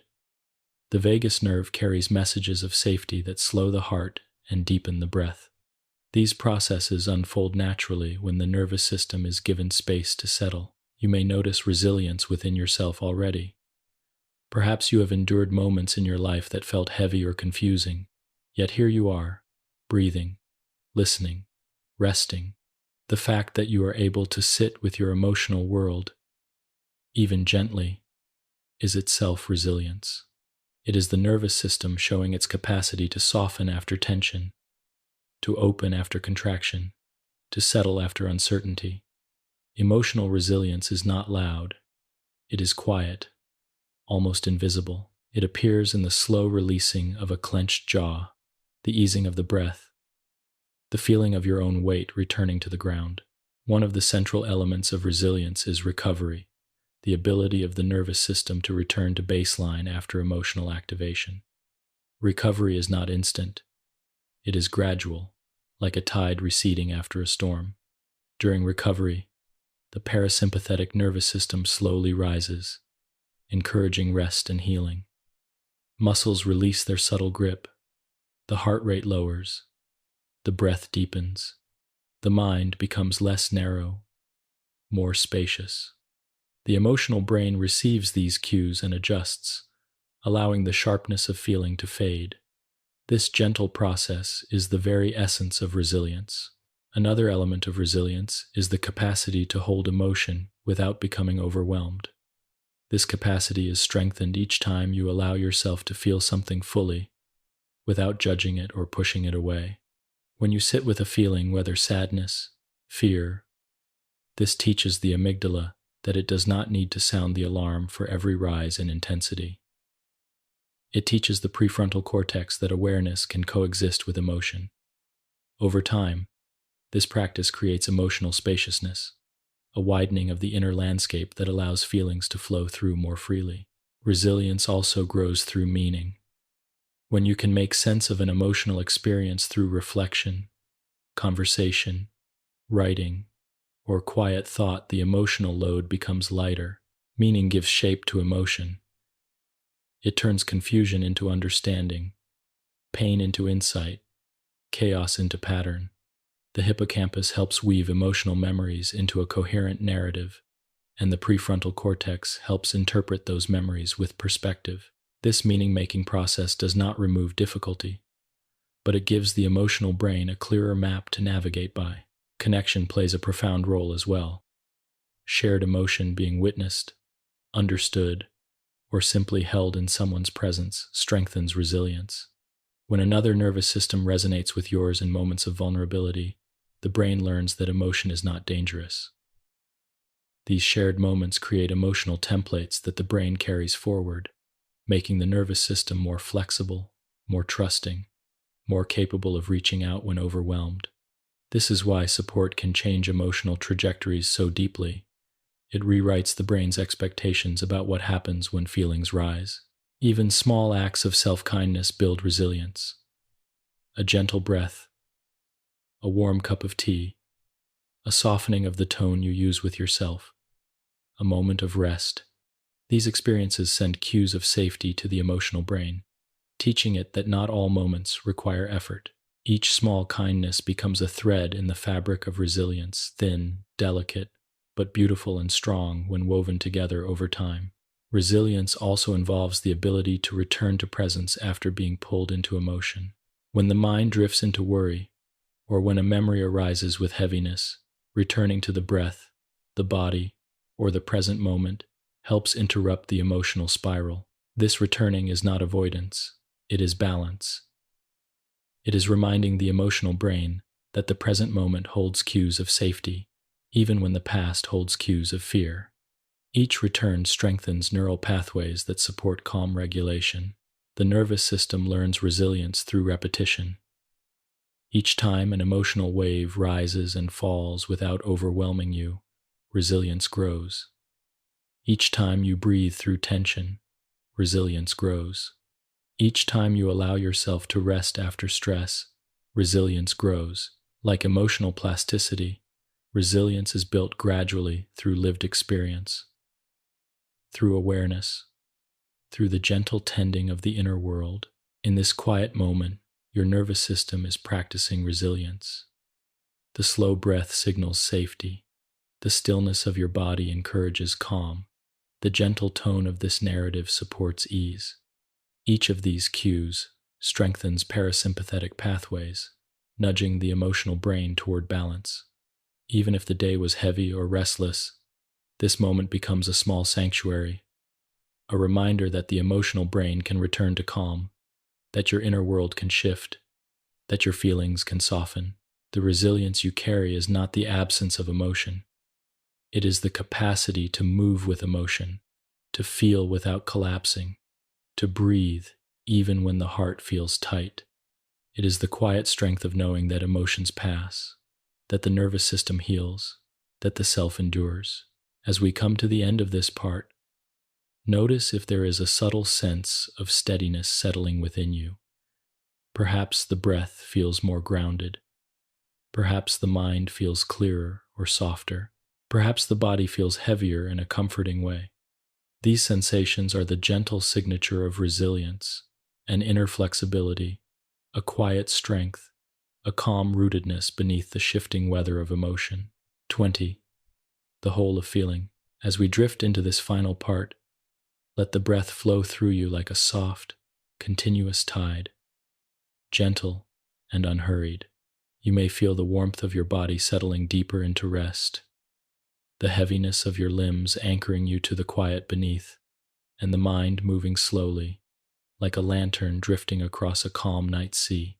This is a moment of soft completion, a weaving together of everything we have explored, an invitation to sense the emotional brain not as a collection of separate pieces, but as a unified, living whole. Throughout this journey, we have wandered through the landscapes of emotion, exploring the amygdala's vigilant spark, the hypothalamus's orchestration of the body, the insula's quiet sensing of internal worlds, the prefrontal cortex's gentle storytelling, the hippocampus's weaving of memory, the chemistry of mood, the construction of feelings, the shared resonance between people, the alarms of stress, the slow restoration of calm, the healing tides of sleep, the plasticity of the nervous system, the gentleness of emotional intelligence. Now we gather these threads into a single tapestry, a deeper understanding of what it means to feel. Emotion is not one thing. It is a process, a conversation between the body and the brain, between past and present, between prediction and awareness, between self and world. It is a living dialogue shaped by sensation, memory, thought, and meaning. It changes moment by moment, sometimes rising like a wave, sometimes fading like mist. The emotional brain is not trying to confuse you or overwhelm you. It is trying to guide you to navigate complexity, to protect you, to help you grow, to help you connect. At the core of emotion lies the simple truth that the body speaks first, a quickening of the heart, a warmth in the chest, a tightening of the throat. These sensations form the raw materials from which emotions are built. They arise before conscious thought, carried upward through the insula, shaped by the amygdala, interpreted by the prefrontal cortex. The mind joins the conversation only after the body has already begun to speak. When we understand this sequence, emotions become less mysterious. We see them not as storms that come out of nowhere, but as waves with origins deep in the inner sea.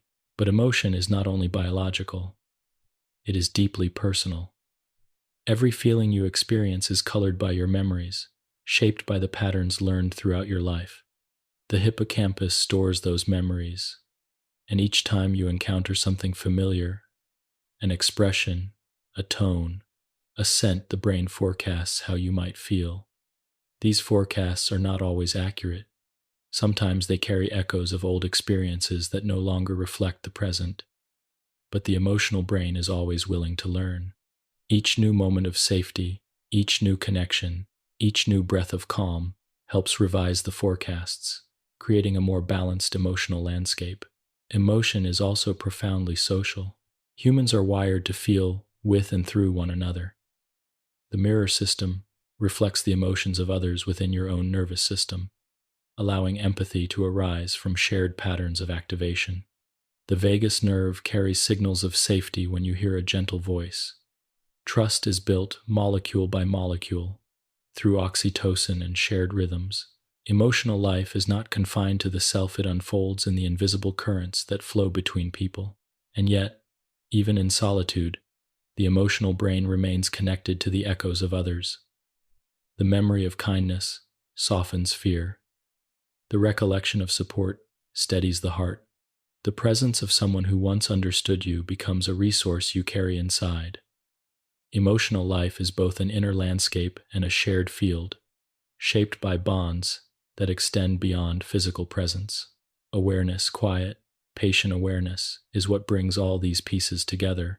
When you pause and breathe, when you turn toward what you feel rather than away from it, the emotional brain becomes clearer, more coherent. The prefrontal cortex can observe without judgment. The amygdala can soften its alarms. The insula can offer its honest sensations. Awareness does not erase emotion. It integrates it. It allows you to hold complexity gently, without collapsing into it. It lets you see the whole of your inner experience with compassion. And compassion is what allows the emotional brain to heal. When you meet your own feelings with softness, with warmth rather than resistance, the nervous system relaxes. The vagus nerve activates. The prefrontal cortex guides gently. The emotional circuits learn that they do not need to shout to be heard. This kindness toward the inner world is not indulgent. It is transformative. It teaches the emotional brain that safety is possible, even in the presence of intensity. From this kindness grows resilience, the quiet ability to bend and re-straighten, to contract and release, to feel deeply and then return to balance. Resilience is not a forceful strength. It is a flexible one. It is the recognition that feelings move, that the emotional brain is always adjusting, always learning, always seeking equilibrium. Even after difficult moments, the nervous system will, given time and gentleness, find its way back toward calm. Calm itself is not the absence of emotion. It is the spaciousness in which emotion can rise and fall without overwhelming the self. Calm is the soft container that holds feeling. It is the quiet background of safety against which emotion can be understood rather than feared. Calm does not eliminate the depths of inner life, it illuminates them, allowing you to navigate with clarity and warmth. And sleep, throughout all of this, supports the emotional brain in ways we scarcely notice. Each night, the brain performs its hidden work, reducing the intensity of emotional memories, restoring balance to neurotransmitters, preparing the amygdala and prefrontal cortex for the new day. Sleep is the emotional brain's way of resetting, reorganizing, and renewing its capacity to feel with clarity. Emotional plasticity, the brain's ability to change, means that no emotional pattern, however old or heavy, is unchangeable. New experiences of safety can soften old fears. New connections can rewrite old narratives. New breaths can reshape nervous system pathways. The emotional brain is always becoming, always emerging, always unfolding. And so now, as we reach the close of this journey, it becomes clear that emotion is not a single phenomenon. It is the whole of feeling, the choreography of body, brain, mind, memory, and world moving together in delicate harmony. To feel is to be alive. To understand your feelings is to walk gently with yourself, to welcome them. Just notice, for a moment, how your body feels now, the softness in the breath, the warmth in the chest, the heaviness in the limbs, the quietness in the mind. These sensations are the living expression of everything we have explored, the emotional brain resting, integrating, gently shifting toward peace. Emotion is not your enemy. It is your compass, your storyteller, your inner tide. It is the whisper of your body, the echo of your past, the guide toward your future, and the quiet presence that makes you human. As this part settles into stillness, feel free to let the breath deepen just slightly. Let the body settle into whatever position feels most restful, and allow the emotional brain to rest in the soft glow of understanding, for you have walked through its landscape with care, patience, and curiosity.